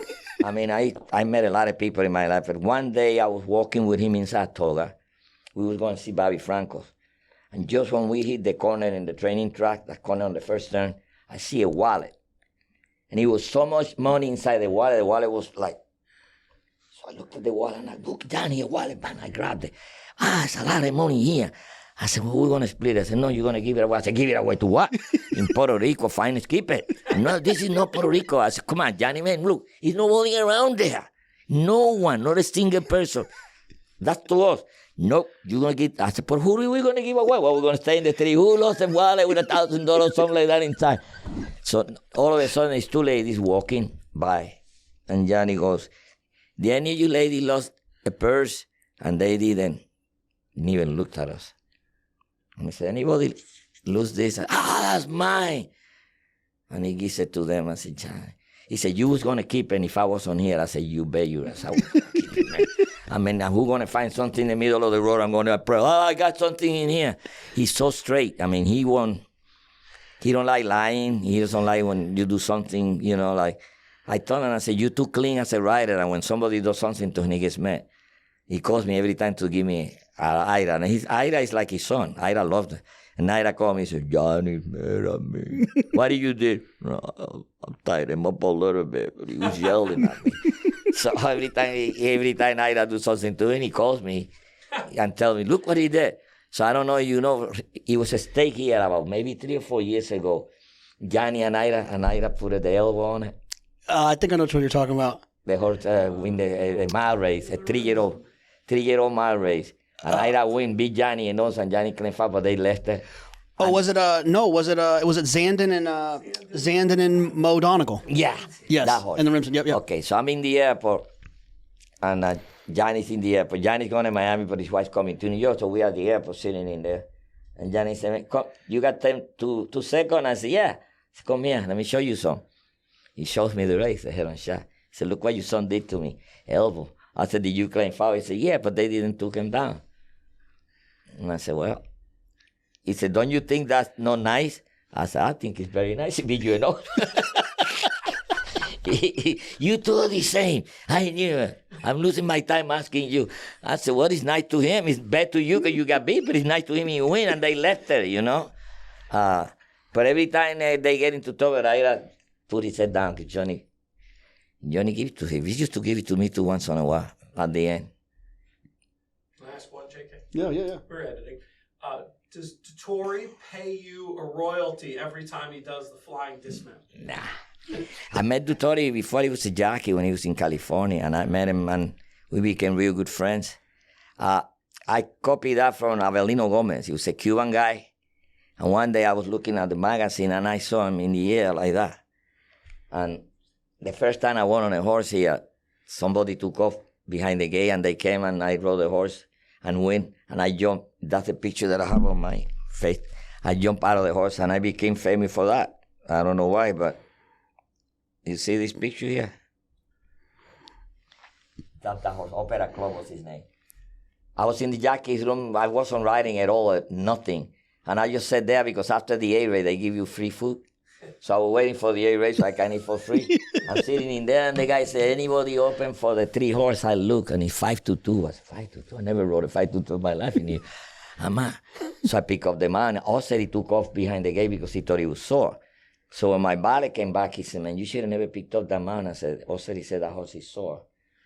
I said, cannot be no more sore than the horse in Puerto Rico, man. They're fucking 11 years old, 12 years old, legs like that. I said, these horses are sound compared with the ones in Puerto Rico. So when I went back in there, the doctor told me, get on him and jog, and if you don't like the way he's going, we'll scratch him. I was going to ride him no matter if he was limping. I never was on a 5-2. I took him out this way, that way, and I said, he's good. And he won by 6 or 7 lengths, and I show off. He turned for home on the lead, and I started, I must to switch stick like probably 8 or 9 times. And they put my picture in the paper. I bought like 17 of them paper. I had my picture up in the air. But I got to tell you one thing quick. I had this friend of mine named Octavio Vergara. He used to write, good writer. He's in California now, good writer. And he was staying with me. And he wanted my son to be his agent. And I told him, nah, my son, he got, I pay for private school for them. He got 1 more year to go to graduate. And you're going to make it. Nah, let him be an agent. He could be my agent. The guy was a good writer. So, okay. So now we living on the house, he's his agent, and telling people, when you get a chance, give him a chance. My son got it. So we're going to Maryland one day.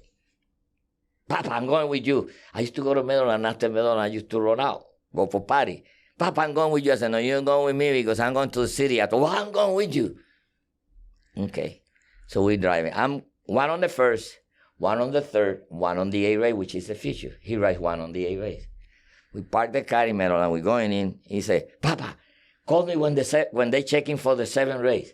Call me. I'm going to go sleep. I got there. I ride the first race, ride the 3rd race. My buddy said, I got bad news for you. Your horse in the stage scratch.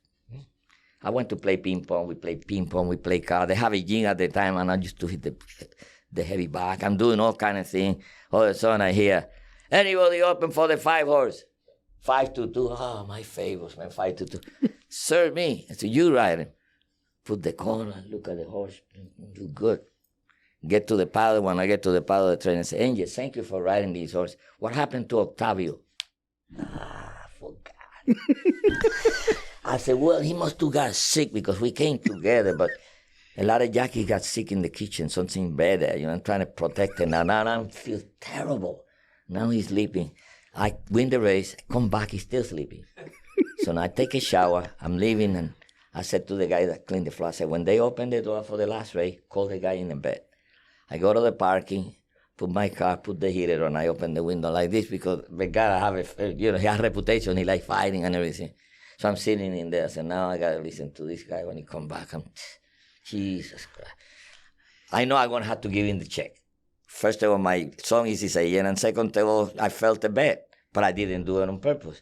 So he's walking back. When he's walking back, his eyes like that. And I opened the window a little bit. I said, if you get stupid, you're going to walk from here to New York, and you're going to sleep in the street until you find another place. Okay, I'm going to give you the check, but let me tell you one thing. I said, I'm not your valet, and I'm not your servant. I said, you got a valet that you pay, and he's the one supposed to call you. I come here to ride. I'm not worried about you. And I tell everybody that I did it on purpose. They didn't laugh. It's like Rene Douglas came to New York for ride the first time. And I said, listen, you got speed and I got speed. I was being honest to him. You got speed and I got speed. I said, we both fight, we both going to die. I said, why don't we, the best one that break, go to the league. If you break better, you go to the league, it's set. If I go to the league, you set. I told him, if you need a chance, yell at me. But I'm on the lead, man, and I still got horse. We come to the quarter pole, and he goes, Angel, I'm here. I'm not listening to him. 316, pues, Angel, I'm here. So I wait a little, it's too early. So I've kept him in there. 8 pole, past the 8 pole. Angel, I'm here. I said, you still got time, take it easy, man. We come like from here to the wire. I open up a little bit, and he came, and I beat him like that. He came crying. And I tell him, I said, Rene, do you believe in Santa Claus? I said, come on, we're riding horses for money. You think? I said, I would have given you a chance if I was dead. I said, but I'm alive. I'm going to look like a stupid. Then you. But why you told me to do it? I said, but it's one thing tell you need help, let me know. But the same thing happened with me. And Georgie and I, we like brothers. I mean, I love that guy. I think he was one of the greatest riders and one of the greatest person that I ever met. And we had that in common that he was riding in Jersey and he was kicking ass in there, and I was riding in New York. I needed ride at 68, 7, 68, 69. So I used to tell him, we used to all the time, I said, why don't you come to New York, ride with the good guy? I said, you abusing all them poor guys over there, man. We have one guy got on a muddy track. I said, you know, you like a king in there. Come to New York. He come to New York, and he started beating me. I said, you should go back to Jersey. So we became so close. Now, if I was going to go in vacation, I'll talk to him. We go on vacation together. So don't say you beat me because I wasn't here. So he was all like, when you going in vacation? I said, I'm leaving on December 8th. He said, me too, okay.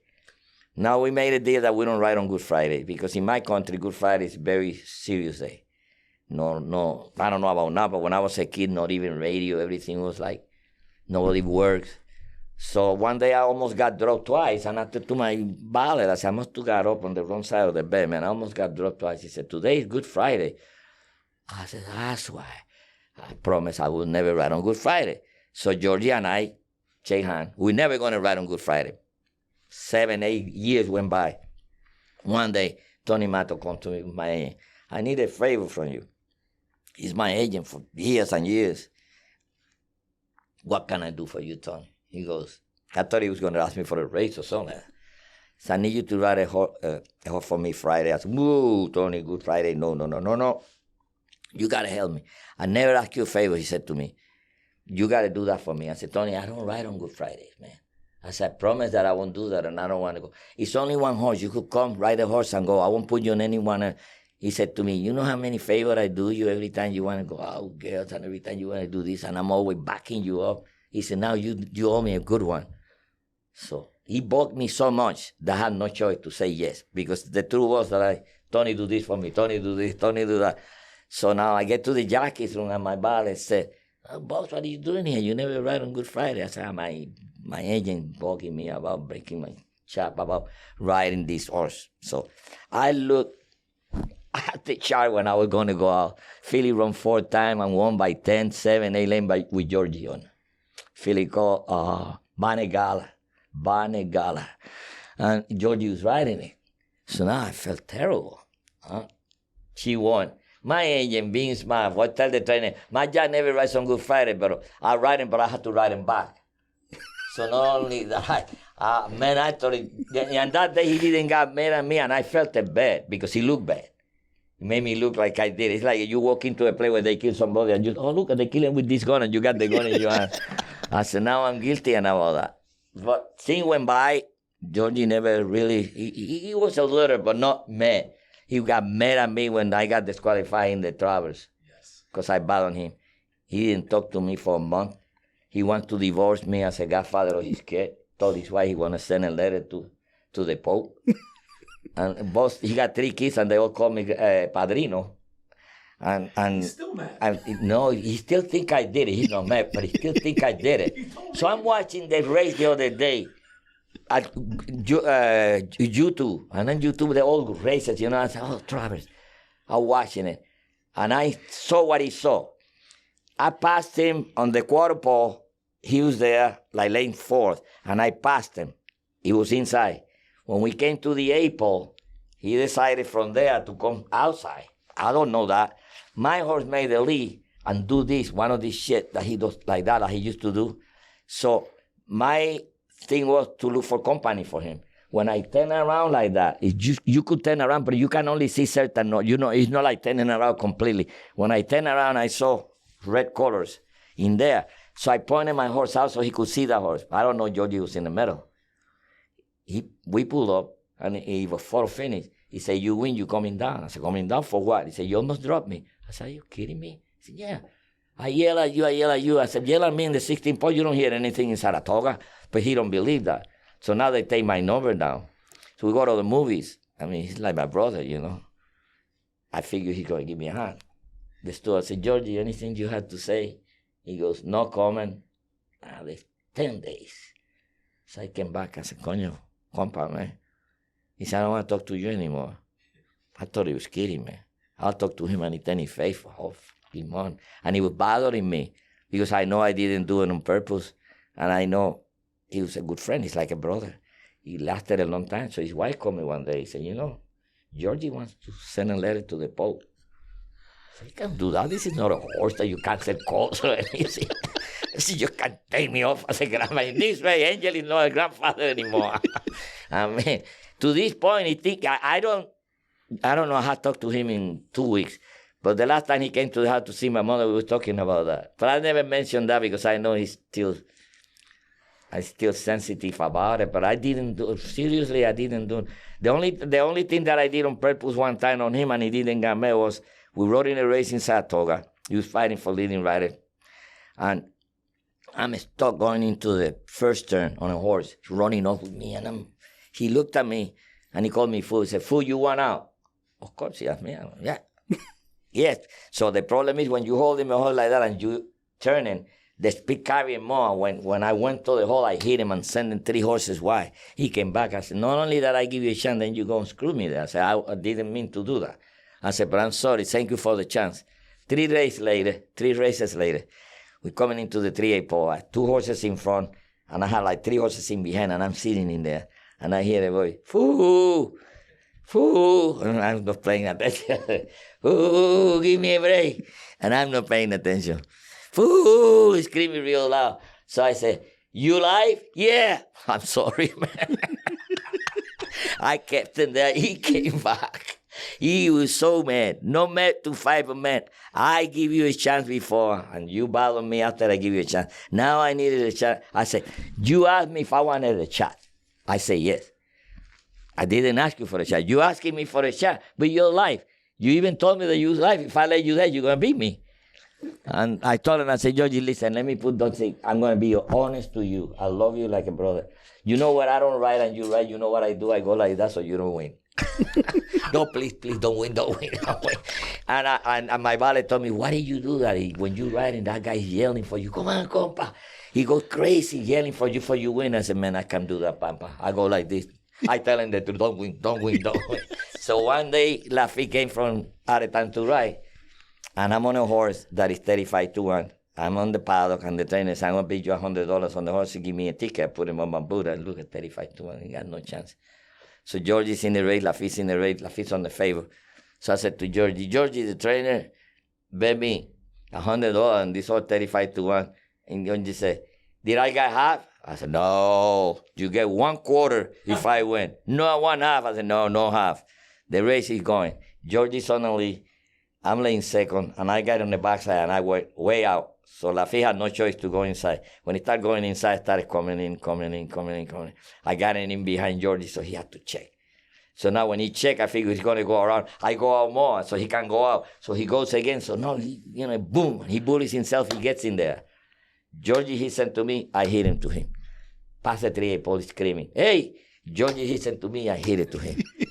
He said, hey, it's Georgie. Georgie said, no, it's Angel. We had it, man. He hit it. I hit it like this. So, bam, 3 horses for a finish. And in the quarter pole, Georgie said, how about half? I said, no, 1/4. No. Now when I come to the 8 pole, I said, how about half? He goes, no, I want the whole ticket out. He got me, So now we got Lafitte, past the wire. And I pull up, I said, Lafitte, claim foul against Georgie. He said, I'm claim foul against both of you. I said, he's the one that balled you. So we came back and they have 4 finish. So I pick up the telephone, sir, I'm claiming foul against 3 Lafitte against Georgie. The steward said, what did he do to you? He's outside and you inside and you got a guy in the middle. I said, no, he don't bother me, but he bothered the guy in the middle.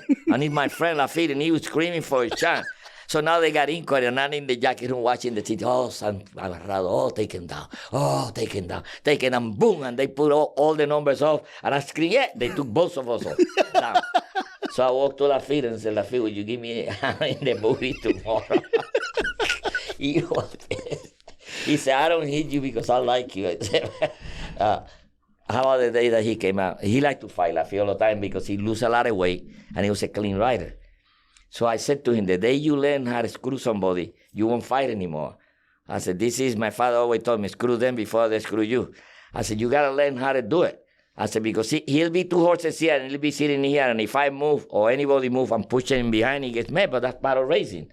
So I said, the reason you fight a lot is because you're too clean riding, and when somebody do something to that. So one day he's riding, I ride a 7 race, and then I don't ride the last race, but they're having a fight. Muhammad Ali is fighting in TV, so I'm sitting in there with my boots and my T-shirt waiting the fight. The race is over. I hear the window, the glass window. He throw the helmet, boom, and hit the window. I look, and he got the hair like that. Oh, shit, I feel pissed off. So he walks. He came right in front of me. He said, what would you do if I hit you down? And I go, for what? He said, don't play stupid with me. You know you bothered me. I said, I ain't even riding the race, man. I'm watching TV here. Said, who number 3? I said, I don't know. So he head to the shower. And knowing that he likes to fight, I said, man, I'm not going to let him fight. So I call Lafitte, listen, take it easy. Don't worry about the race. It's over. Who number 3? And everybody's taking a shower. Nobody's paying attention to him. I'm saying, who number 3? I look. He was number 3, was him. He's hanging in there. I took him by the hand. I said, Lafitte, look, you're number 3. What the fuck? He always remember that. I said, you almost hit me when I had nothing to do with it. And then you want to hit somebody that wasn't even in the race number 3. He was number 3, and he was looking for number 3. Angel, how proud were you when Johnny won his 1,000th win at Saratoga this summer? I was proud of Johnny more than that before, because I always tried. The record for winning in 28 days racing was Icasa with 41 winners. The closest I got was 39, even so I won 14 titles. I never passed it 39. But when Johnny was 2 winners away from that, to get that record before, it was 6-week meeting, but he was going to do it in the right time. I went to the jockeys room and I said, Papa, 2 more, son. We're going to get that. You're always thinking about leading jockey, about winning the race. That's not that important to me. And I felt bad. I said, man, instead of it, he didn't like that.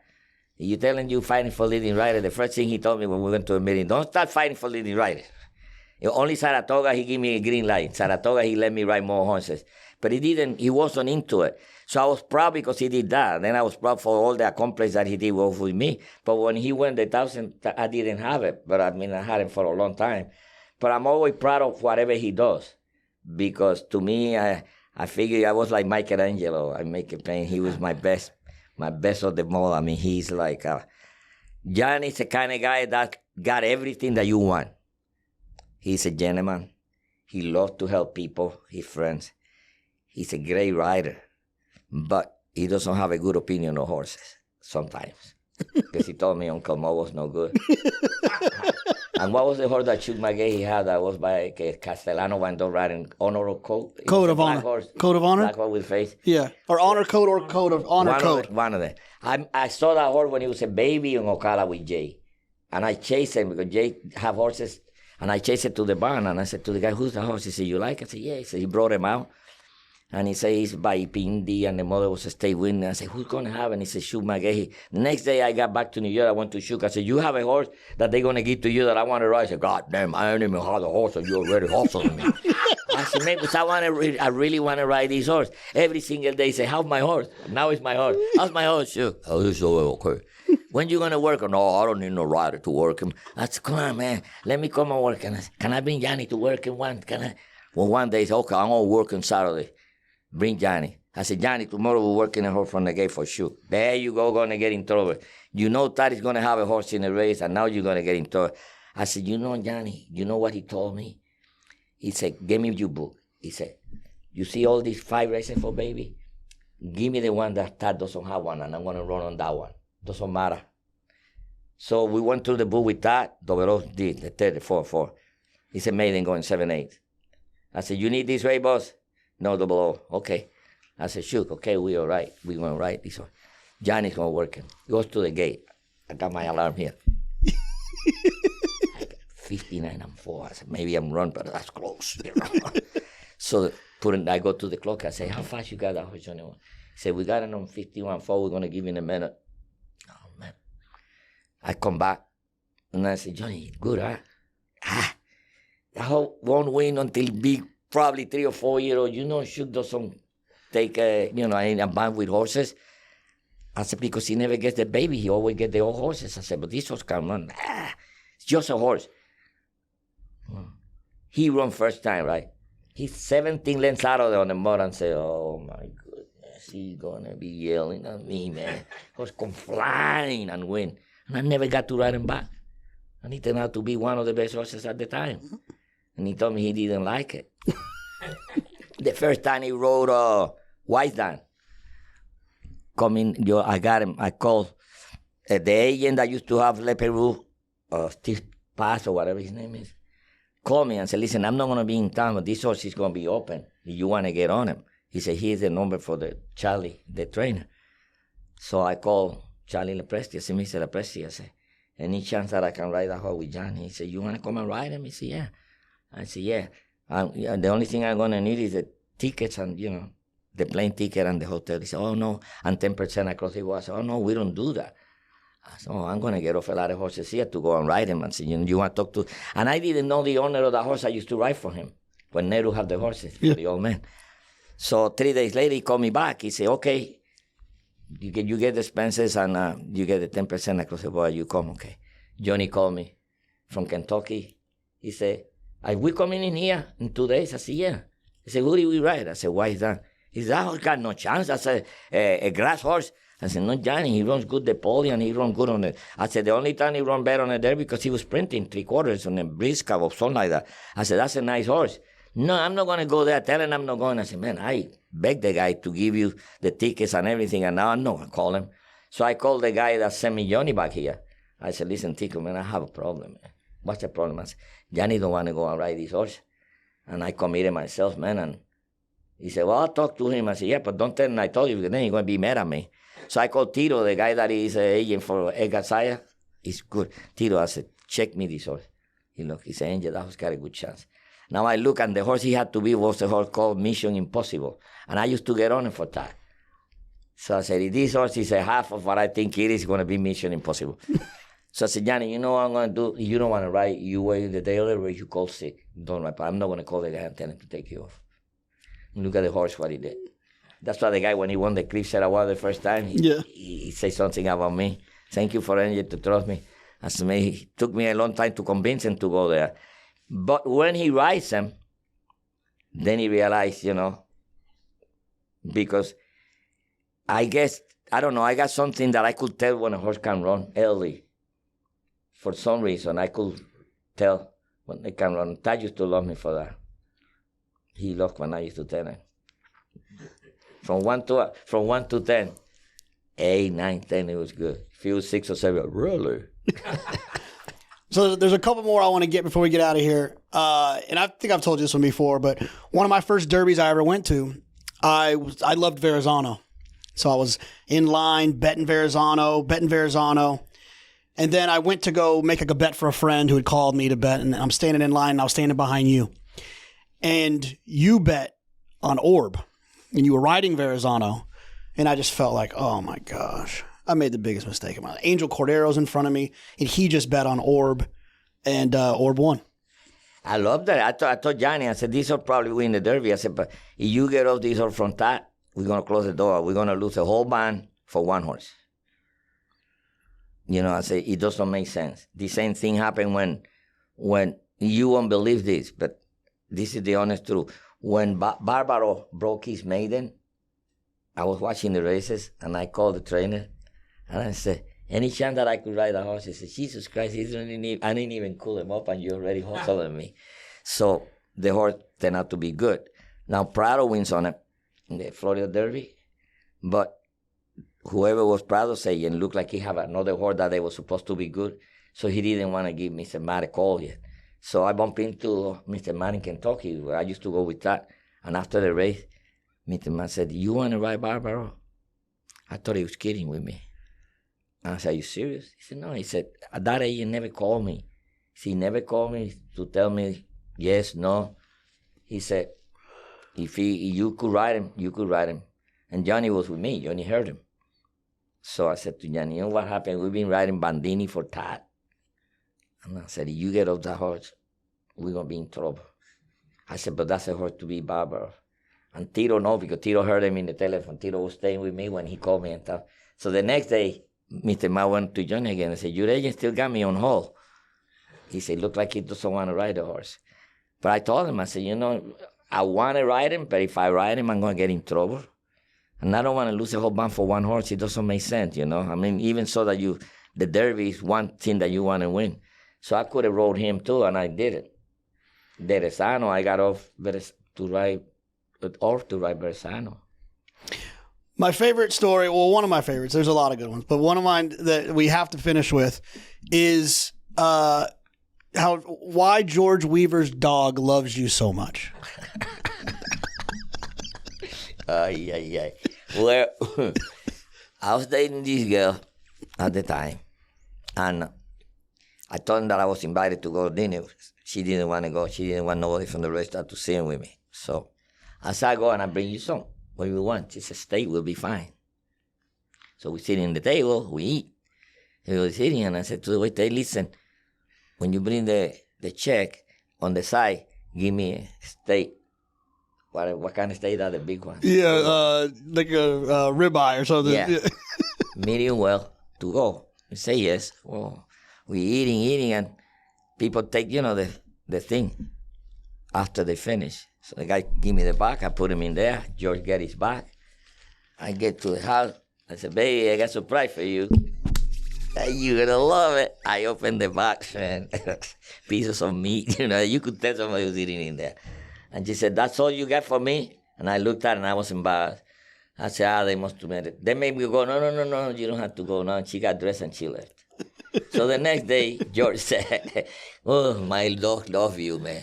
He said, you give him that steak? I didn't give it to him. They gave it to him by mistake. I got the food that the people didn't want, and the dog got the plain brand new steak. It cost me a mount. That dog cost me a mount.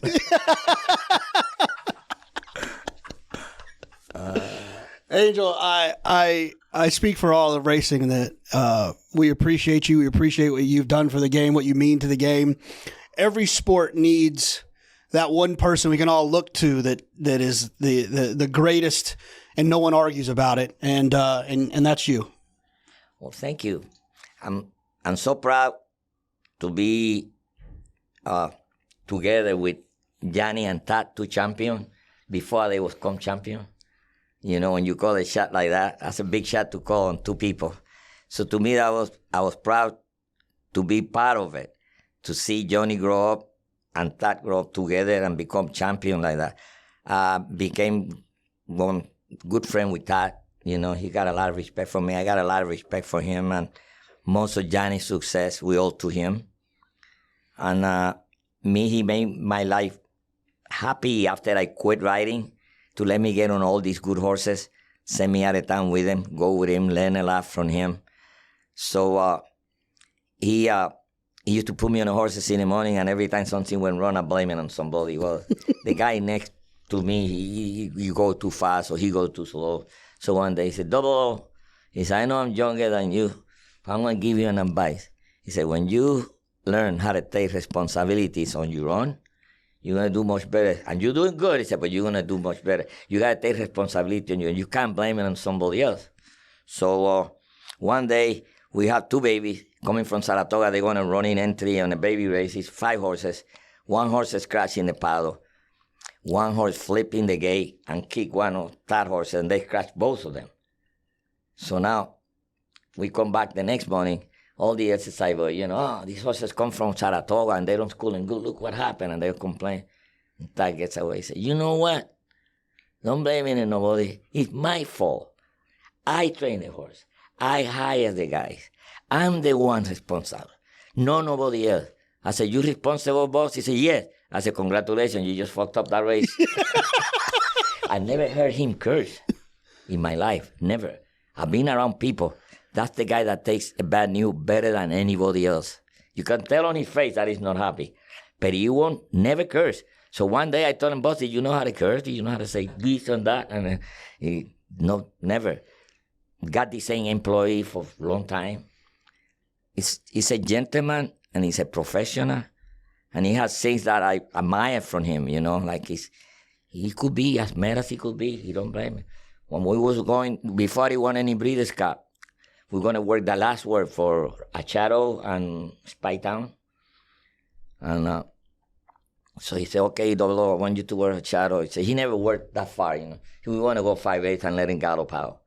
So I went 5/8 and then let him gallop out. But I must to let him gallop out too much. Well, the press, they behind him and everything, he came to me. He said, Double O, he said, her race is a mile and a 9, not a mile and a half. I said, sorry. So I said, sorry, boss.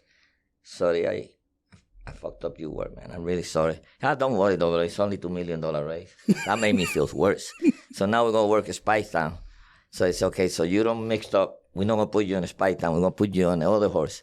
He said, we want you inside and a Spy Town on the outside. Because a Spy Town doesn't like to be inside. So we go to work. We go the wrong way to the main town. When we turn around, Spy Town started galloping and he started bolting with the girl. So we had to pull up. So we started again. We galloped for a little bit and Spy Town go again. I told him, I said, the next time you pull up, I'm not going to be able to pull up mine. Mine was already keyed up, want to go. I said, let me go on you outside and keep you in and then we'll switch. So I got on her outside so her horse don't go out. And all of a sudden, 3 horses came from the gate working on the inside, blew by them. Now the pole is in there and I'm outside. So now we're working. My horse is a New York bred. And he kicked the shit out of Spy Town. Spy Town didn't want to be in there. I mean, the airport I look back, Spy Town wasn't even there. I said, oh, shit, man. So now I pull up and the assistant, Christian, came running. Do you know what inside and outside is, Double O? You really mixed up this word. This horse is going to run on $1 million race. Look what you did. I said, you know what happened? I don't want to hear. I said, but let me explain to you what happened. No, I don't want to hear. He don't want to hear. The horse was bolting, and I was trying to keep him in. So here comes the boss, and he's a whole bunch of people walking behind. And I said, boss, I'm sorry. I mixed up your work again. Don't worry, Double O. This is only $1 million. Don't worry about it. And they're like being sarcastic but cool. I felt it so bad. Now the race is running. The first one that's running is a shadow. And I got on one of the horses for the 5th to ride a shadow. And then she come on the 8th pole. I said, please don't stop. She drove away. I said, you see it, boss? She drove away. That's like with me. I teach him that. Now he comes 5-time draw number 1 hole. The 1 hole in the sprint. I said, he can't win there because a lot of speed, man. And inside. And he fought everybody on the inside when he said, boss, I teach him that. I was bragging about it. After I mixed up everything, I was bragging about it when I teach him. But he likes me a lot, and he trusted me a lot. And I have a good opinion about him, not only about the human being he is, as the trainer, the professional he is. The way he conducts himself, the way he talks to people, the way he organized. You know what I mean? It's like something out of the ordinary, you know? Because Wayne Luca was like that, but Todd sharper when he comes to enter the horses. He's very sharp. He knows when he goes out of town 5 times, at least he wins 3. He is a very, very, very professional when it comes to. Angel, we're going to have to do this again in Saratoga this summer. Anytime you want. I appreciate it. I'm ready. It was awesome. Yep, I'm ready. I need to know everything, who and the what and the where, I need everything. Trust me, I hear what you're saying, but act like it's new what you're telling me. I'm curious, George, I hop in the Porsche, 5 and a horse, I'm ready for war, I'm coming for throats, to turn to a ghost, I need to know everything. Now you be surprised at the info you get is by letting them talk, so I'm letting them talk. Gotta keep quiet, maneuver in silence, to let them in, talk up their body, another one body, that's just how it goes.